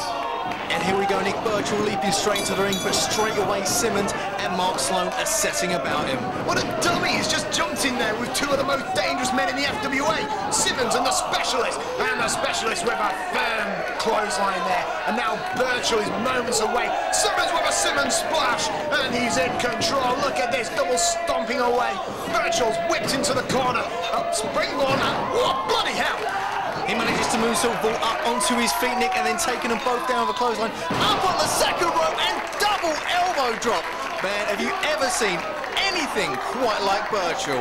No, I haven't actually, but I'm still pretty determined that Simmons will pull it out of the bag. Oh, Burchill's got him. Some sort of STF. Oh, drops him down once, drops him down twice. Oh, Urinachi taking him down and almost making him one with the canvas. Oh, but a sly Sloan. He's climbed up to the second rope. He's going for a double. Oh, he's been caught. Crap. Oh, there it is. One. No. He's fighting through. Oh, Tony, he's not again. He rolled through, Nick. He rolled through and... Whoa. He's got it. Oh, outrage crush. Surely that is it, Nick. How can you doubt the man's talents? Oh, my Lord. The specialist is out. The man mountain Burchill has just squashed the former All England champion. And now he's picking up the dead weight of Mark Sloan. Burchill has evil intentions, Nick. That's all I will say. As Simmons, you say about Sly Sloan, I say Sly Simmons pulling Mark Sloan outside of the ring, but Burchill won't have any of that, Nick. Yeah, that's not Burchill. That's just smart. Burchill will go around the ring. He will chase you. He will get the job done. He just wants to hurt somebody. Well, no doubt he will want to hunt down these two men. And there's the Duke of Danger. Very strategic danger there. He's kind of, I wouldn't say hiding, more just protecting his own investment. Doesn't look that way to me, Nick, as it looks as though Simmons and Sloan are trying to bring Burchill in the hard way. Burchill lands on his feet. A blow there for Mark Sloan and one for Simmons. He's got Simmons, and now he's got Mark Sloan. What's he doing here? My Lord! Nick, a double suplex. Oh, one-man double suplex. Look at Simmons' face. Okay, we're going to see Simmons butler up any minute now. I just know he's gonna come up from the ashes and he's gonna take on Burchill. I'm kidding myself, aren't I, Tony? Yes, Nick, I think you are. Simmons is going to have to do a whole hell of a lot of butlering up to get anywhere near Burchill tonight. Oh, what's this? Oh no! Oh, low blow there from Mark Sloan, and now Mark Sloan setting up the back suplex, picks him up and down, and Burchill. I think he landed on the back of his head there, Tony. And maybe so, Nick.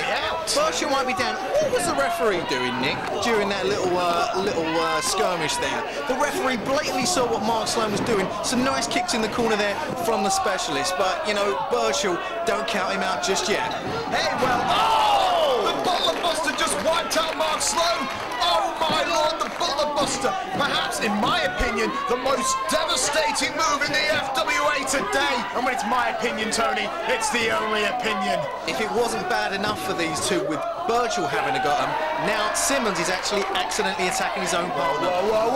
Simmons is up on the shoulders with a fireman's carry as he's driven down into the mat, and Burchill with a perfect standing moonsault. Oh no, I know what comes after this, Tony. I can't watch. Oh, he's just been laid to rest. Mr. Burchill is well in control. Mr. Burchill, when did you get so polite? Oh no, he's got Sloaney. He's got him up on his shoulders. Could this be this tornado neck breaker? Oh, takes him down. He's taking him down, but again, he's rolled through. He's still holding on. There is more damage to be done. Nice wrist lock there from Burchill. No, looks like Tony. a pump handle of some sort. It's a move. We still have no name for it, but quite frankly, this could be moving. Oh my word! Simmons is down. Sloan is down. And Dean Ayers is ordering referee Steve Linsky to begin the count. Now remember, Double Dragon of Frontiers of Honor were wiped out and just left to die. And now Burchill's just leaving the ring because he knows, I think he knows it's over, Tony. Nick, quite simply, the damage has been done. The look of shock on the Duke's face was worth it, if you ask me, Nick. Oh my God, the look on the Duke's face, as you said. I think he knows that someday he will have to meet that man Burchill. The contract has been signed for the match to happen. The question is when. The Duke, he has a date with destiny, but when will it be? When will the arm be healed? Tony, this is a mess. As you can see, the Duke there, I know, maybe trying to bring some life back into Simmons, maybe trying to get him to butler up, eh, Nick? As you can see, the Duke clutching his arm, he's storming out of the ring. He is not impressed with Simmons' efforts tonight. Well, I'm not bloody surprised he's not impressed. Simmons was squashed, basically, by Burchill. And as for Sloan, he wasn't much bloody use, was he? Are you still trying to tell me, Nick, that the Duke isn't trying to duck Burchill? I don't know. The Duke is a conniving, sneaky, and downright evil little man, and I reckon that when it comes down to it, the Duke of Danger will have the last laugh. That may be so, Nick, but as you can see, Mark Sloan has been left in the ring, left laid to waste. The Duke doesn't care about Mark Sloan, and neither do these fans. Can you hear it? Even though Simmons lost, Simmons mania still running wild. Simmons echoing through the arena. I am the fallen angel. This is what I am. A romantic evil and savior of the damned. I am the son of morning. The following contest is for the FWA Heavyweight Championship. This match will be 2 out of 3 falls to decide the winner. Making his way to the ring first.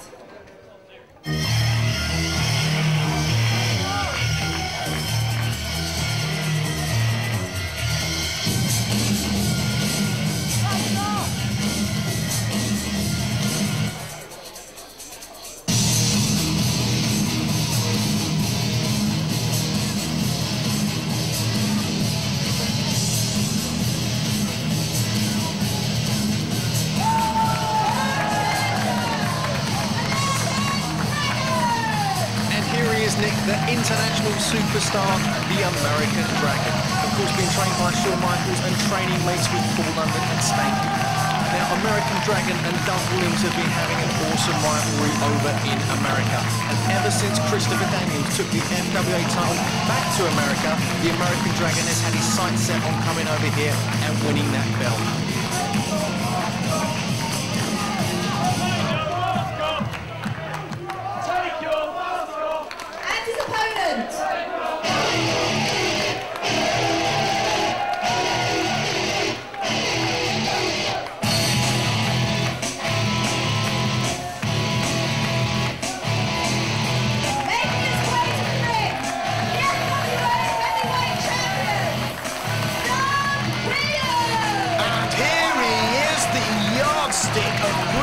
Wrestling, the FWA Heavyweight Champion, Doug the Anarchist Williams. Now, Tony, as you mentioned, the American Dragon and Doug Williams have met several times over in America. They first met in the prestigious King of Indies tournament, and it was the American Dragon who knocked Doug out of that competition.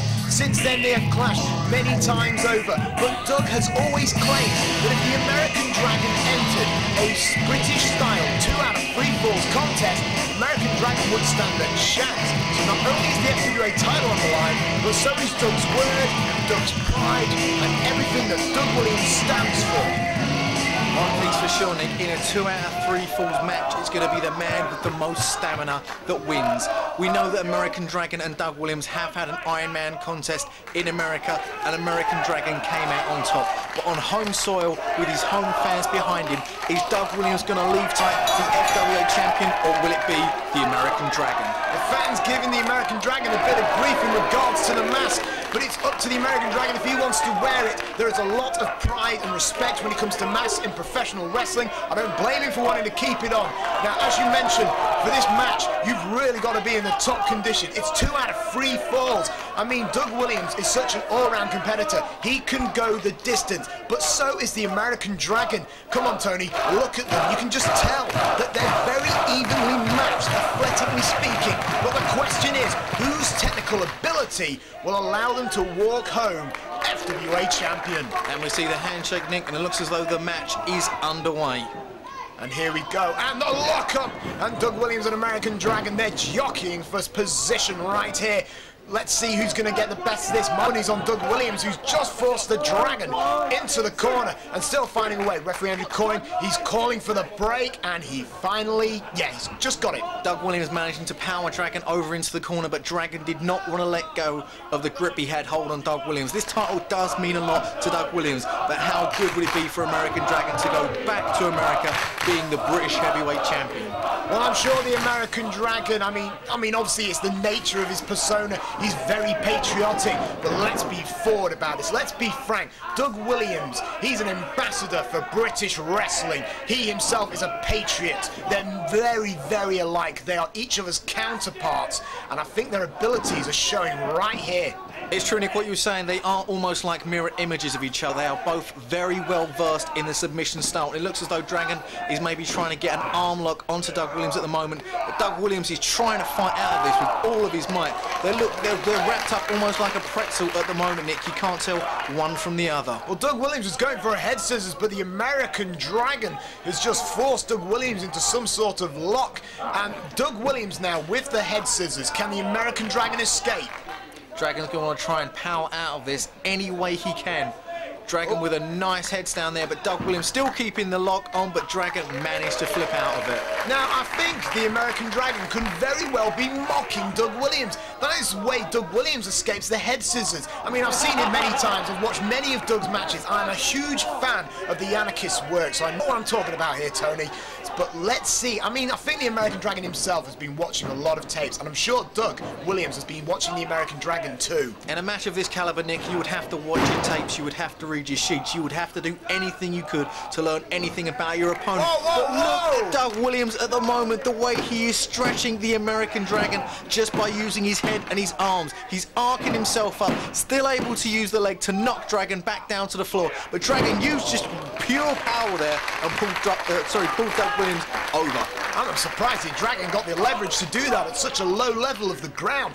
Doug Williams was stretching the groin of the American Dragon. Dragon managed to kind of roll Doug out of it, and now we're getting back to this kind of dead-end situation. Both men starting off again, and you've got to leave with 3 rounds to go through. Well, 2 to 3 rounds anyway.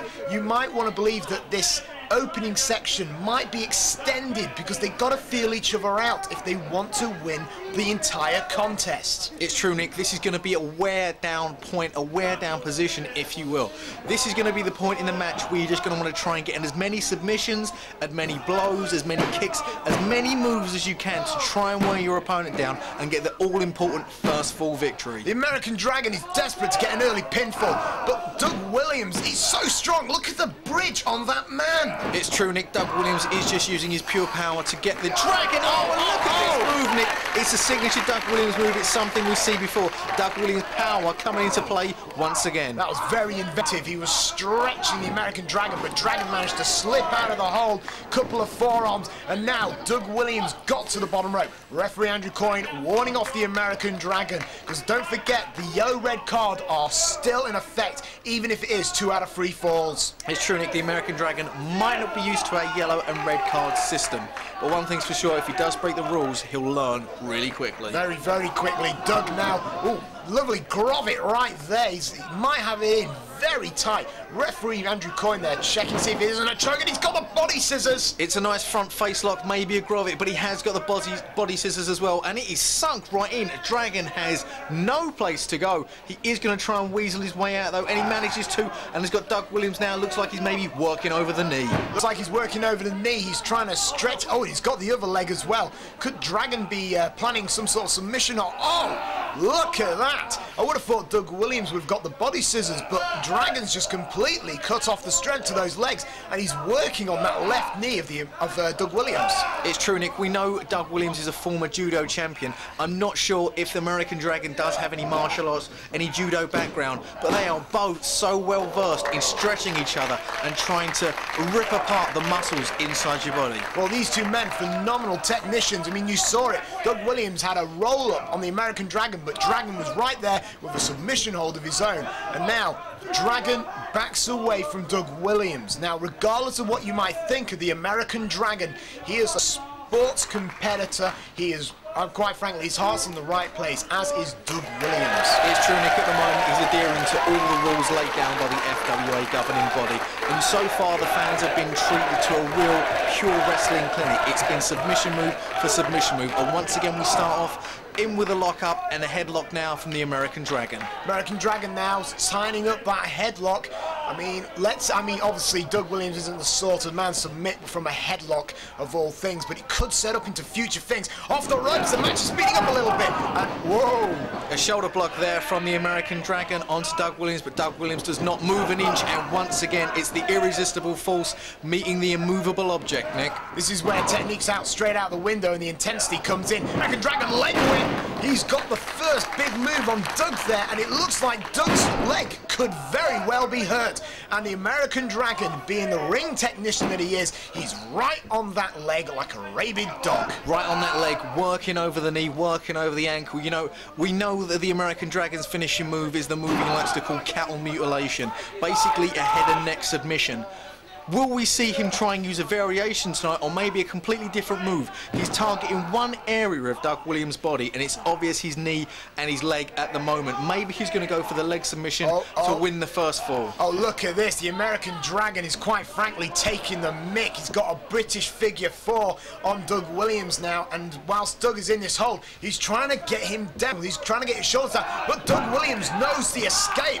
I mean, come on, it's a British figure 4. You would have thought the ambassador of England would know the reversal, Tony. It's true, Nick. It's the same with a figure and any figure 4. Once you can reverse the pressure, the move is changed round, and whoever's doing the move is now in quite a lot of pain. Dragon was quite near the ropes and did grab the ropes. The hull, was broken, and now we go into this stalemate position once again. Well, the fact that the American Dragon was so close to the rope shows the man's intelligence. Oh, straight back to that leg. Look at that. Now, it's interesting. Obviously, he's working on the leg. The question is he trying to get a leg submission off Doug Williams, or do you think he's trying to hobble him so that he's, you know, he's on one leg for the entire contest? It's a very good question, Nick. You know, if he damages the leg enough, not only can he win the first fall, but he could be quite in a good position for the second fall. But you were right on that. American Dragon just grapevining back and using the elbow on the back of Doug Williams' head as well. Doug Williams smartly goes to the ropes once again. It looks like the Dragon was working on that knee, trying to rip the ligaments out with that vicious, I forgot what it's called, Indian Deathlock, that's it.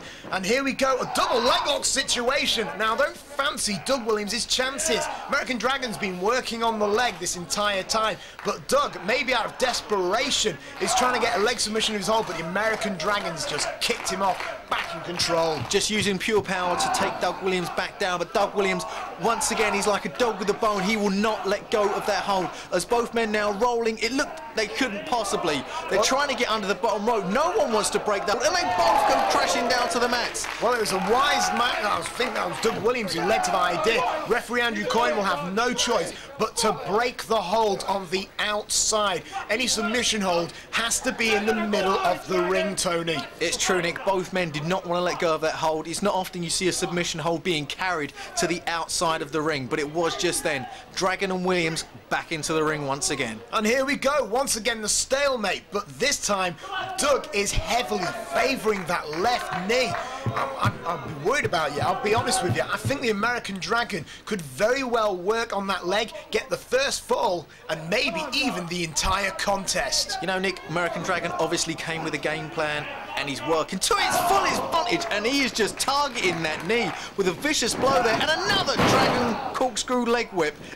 He's just basically taking Doug Williams' legs apart. It looks like he's trying to get Doug over, perhaps for a Boston Crab, but Doug's near the ropes, much like the American Dragon earlier, knows where he was, got the ropes, able to break the submission hold, but now American Dragon, sod technicality, he's just stomping away on that injured leg. That's right, Nick. He's going to try and maybe, you know, block up that muscle, try and inflict as much damage as he can to that one area. He just wants Doug Williams to be down, out on the mat, so he can get the first fall. He wants to knock that leg muscle up, bruise it up bad so he can work it. Oh, Doug's got the waist lock. Doug's got the waist lock, possibly a setup for the... He's taking him into the corner, Nick, and we've seen this before. Is he going to go for the... He's going to go for the Chaos Theory, but American Dragon manages to reverse it. American Dragon now with a waist lock. Doug Williams does have hold of the arm, though. Doug Williams again with a waist lock. But American Dragon... American Dragon's going for it! Camel mutilation! He's got it, his camel mutilation! And Doug Williams taps out straight away. One fall to the American Dragon. What an upset. Doug made a very big error. He tried to hit the Chaos Theory German suplex, but it was far too early. The pace of the match was not ready. The American Dragon managed to take advantage of the situation. He hit the cattle mutilation out of nowhere. American Dragon is leading 1-0 at the moment. American Dragon needs one more fall, either a pinfall or a submission, to win this contest, Tony. You know, Nick, the chaos theory is not a move you pull out of desperation. It's a move you pull out when you're in control. And to me, it looks as though Doug Williams may be a little bit scared at the moment, maybe a little bit worried that his FWA title is slipping away. He tapped out immediately to the cattle mutilation. He's going to want to get back in charge of this match. But once again, the American Dragon is still being the dominant force. And now the American Dragon, he seems to have changed tactic. He's working on the arm of Doug Williams. And I can't understand this. Maybe he's just trying to weaken as many points as he can on the anarchist. You know, Nick, it would be a good idea. He's weakened the leg. He's already used cattle mutilation to win one fall. Now maybe if he'll work on the arm and he'll try a different submission. I mean, the way he's just attacking the body parts of Doug Williams, I mean, it's amazing to see. But I don't really want to see American Dragon walk out of here the FWA champion tonight, Nick. Now, one thing that has just occurred to me, Doug Williams, as far as I'm aware, he does not have many injuries in his career. However, he has broken his collarbone. That was many, many years ago, though. But maybe the American Dragon is picking on that one weakness. You never know, Nick. I mean, the American Dragon is a smart ring man, but Doug Williams goes up and underneath there.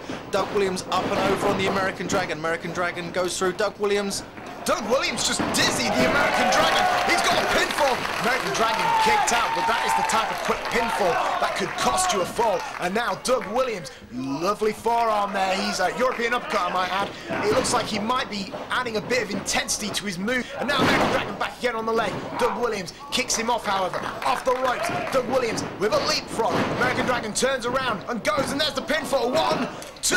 American Dragon now takes over the pinfall. 1, 2. At the moment, Doug Williams, no, up and over. 1, 2. No, a 2 count as well. At the moment, Nick, it's cat as can wrestle. They are trying to outmaneuver each other, outpin each other, trying to do anything they can to get that vital pin. Do you think maybe Doug Williams is panicking? I mean, I can't believe I've just used the word panic and Doug Williams in the same sentence, but he's one fall down. Maybe he's trying to get a quick pinfall out of the American Dragon. He's got to be trying for it, Nick. I mean, he's one pinfall away from losing the FWA British title, and at the moment, American Dragon is being so dominant with his submission holds as he cinches in the abdominal stretch now. I mean, Doug Williams has got to be in a whole world of hurt.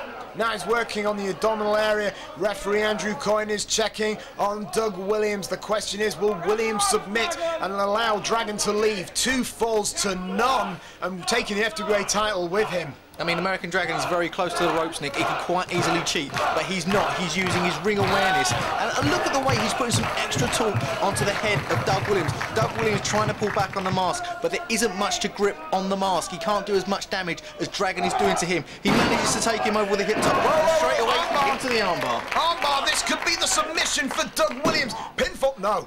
American Dragon got his shoulder up there, but obviously with a move like that, your shoulders could be up. And the American Dragon, with that bridge, he's desperate to keep his body off his own shoulders. But wait, he's down again, 2. But, oh, the rope saved the Dragon. It was a nice bridge there from the American Dragon and just gave him that little bit of momentum to reach the ropes there. Doug Williams sends Dragon off into the ropes. Dragon with the reversal, straight back into the headlock, up and over. And it looks as though Doug Williams has got him in a Boston Crab. No, American Dragon, but they're too close to the ropes, Nick. They're too close to the ropes. They're going to need to. Yep, they broke the hold there. Referee Andrew Coyne was very careful whether to count that fall or not. It was dangerously close to the ropes. It's true, Nick. I think if they'd have been in the middle of the ring, that could have been it there for Doug Williams, as American Dragon is viciously laying in those forearms, those uppercuts, whatever you'd like to call them, as he takes him down now. Whoa, he just took the snap there, straight onto his feet. Doug Williams showing his agility. Doug Williams with a very tight roll of 1, 2, but a kick out by the American Dragon. Dragon now. Oh, he's going for it again, It looks as though he's going for it. It looks as though he's going for the count. He's got it. No, Doug Williams manages to roll out of it. Doug Williams out of nowhere. He's going for some sort of ocean cyclone suplex, and there he is. Very tight roll. 1, 2, 3. He got it. He got it. Reading the Mahishon cradle, Doug Williams has made it one apiece now. Much like how the American Dragon took advantage of Doug Williams messing up his own big finishing maneuver, Doug Williams just did the same. I mean, American Dragon was going for the counter mutilation. Doug Williams slipped out, hit that suplex variation, and he got the pinfall out of the blue, Tony. It's a very good point you've made there. Doug Williams managed to slip out of the cattle mutilation once. American Dragon managed to slip out of the Chaos Theory. Now, this being the third and final fall, what are both these men going to be thinking? Right, well, he slipped out of my finale. I slipped out of Tony, what are we going to see? No worries. Sorry to cut you off, but American Dragon, what's this? Instead of the lock-up, he's just throwing punches and forearms, but Doug Williams is having none of it. He's setting up the suplex, Tony. Whoa, he's up there pretty high. He's holding him up there for a long time, Nick. He's letting the blood rush to his head, so when he comes crashing down, just like that, he'll inflict more damage. But American Dragon is straight back up. I mean, the gloves are really off now, Nick. Jesus, this ring is just brewing with patriotic pride, Tony. Oh, and there we go, another suplex, and Doug Williams straight back onto his feet, mimicking the American Dragon. Both of these men know it's all to play for in this third and final fall. They're talking to each other. They are psyching themselves up. I mean, the slaps are going back and forth now, Nick. I've never seen such... I haven't seen such actually from these two men. They're obviously very proud. They're trying to demean the other man. Doug Williams telling the ref to back off, and whoa, another slap there. Tony, what's going on? I'm not sure, Nick, but it's just broken down into a fight at the moment as the chops are being traded back and forth. Doug Williams with the uppercut, American Dragon with the uppercut. They're just exchanging uppercuts, Tony. There's a forearm there, bit of variety. Another forearm, and whoa, another forearm. Doug looks bemused. He does, Nick. It's just move for move, back and forward. Is it going to be a case of whomever knocks out the one first? Well, I don't know. They're just trying to find out who the best forearm shotter is. And there you go, American Dragon. Oh, Doug with another suplex. Takes him. Oh, Nick, it was almost like a brain buster there. Dragon is down. He's not leaping to his feet this time, which leads me to believe that Doug Williams has the advantage. Well, Doug Williams managed to land a little bit more on the head, and now he's working on the head. Knees away, off the ropes, and a high knee, and I think the American Dragon could be out too. No, wasn't meant to be that time. A lovely high knee there from Doug Williams. Now, Doug Williams is in the driver's seat. He's going to want to stay there for as long as he possibly can. Work over the head, work over whatever he has to. Just make sure he keeps hold of his FWA British title. Oh, a knee there, and Doug Williams is setting up for another high knee, but the American Dragon saw it coming, went for clothesline, but it ducked it, and there's the high knee. Doug Williams is in control. Oh! You know what's happening now, Nick? It's your favourite move. If Doug Williams can hit this, I'm sure it's all over for the Dragon. I love this move. Ladies and gentlemen, bomb scare! Oh, Nick, he hit it perfectly. Right onto the chest. 1, 2, no! I cannot believe that. Doug Williams hit it square in the sternum of the American Dragon. The American Dragon managed to kick out, but only barely. You gotta believe that the end might be nigh for the American. Whoa, he's going for the waistlock. Perhaps the Germans. Oh, where did that come from, Tony? You thought Doug was in control, but then out of nowhere, an enziguri from the American Dragon. The American Dragon is showing his heart right now. He's proving that he's not going to give up. If there's an ounce of fight left in him, he will use it. American Dragon coming in, oh bloody Sam, Tony. That was a hell of a forearm. And now, Northern Light suplex. He's got it. 1, 2. No! Doug Williams kicks out. Perfect Northern Light suplex there, Nick. But Doug Williams still managing to get the shoulder. That was almost like a fisherman's Northern Lights. He actually had the leg hooked as well. He had such a tight pinfall. But Doug's heart is still in this contest. American Dragon went for a cyclone forearm. Oh, awesome. Didn't get him the first time, got him the second time. 1, 2, 3. No! Doug Williams once again. He takes any more shots like that to the head, Nick, and it's all over for Doug Williams. Williams slipped out last minute. My Lord, Tony, this is a hell of a contest. And looks like American Dragon could be going for it all. He's put Doug Williams on the top rope now. This looks precarious. Nick, if this was a normal match, it would be all over at the minute. But as it stands, it's 2 out of 3 falls. We're in the third and final fall. Doug Williams has American Dragon up onto the top rope. Or sorry, the other way around. But Doug Williams is fighting back. American Dragon falls down. Doug Williams is going to want to try and get off them ropes as quickly as possible. But Dragon is straight back up, and Doug Williams once again has hold of the head. He's determined to hit that back suplex. Oh, he hits it. Oh, that must have taken a lot out of both men. They're probably both very tired. It's been a hard contest. 1, 2, 3, no! Did he get it? That was a 2, Tony. That was a very close 2, Nick. And here American Dragon once again, he's got it. It's in. It's in. Tight. American Dragon. Doug must tap.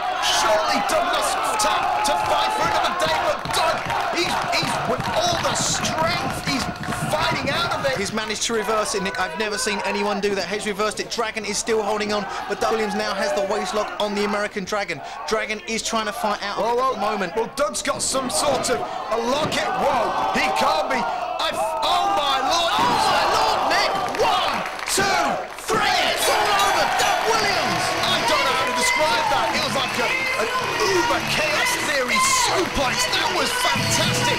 Out of the blue, I've never seen him hit anything like that, Tony. It was almost like a Dragon suplex version of the chaos theory. Devastating whatever way you look at it. That's a pretty accurate way of calling it, Tony. I have to say it was the exclamation mark to end this fantastic contest, which has capped a fantastic event here at Broxbourne Civic Hall. I wasn't sure, Nick, which way I was going to go. Were we going to crown a new champion in the American Dragon, or was it going to be Doug Williams? It turned out to be Doug Williams walking out here tonight, still the FWA British Heavyweight Champion. Tony, what can I say? We've had a fantastic evening of blood, guts and glory. Doug Williams, what a win. Still your Frontier Wrestling Alliance Heavyweight Champion. Well, I've been Tony Giles. And I have been Nick London. Thank you and good night.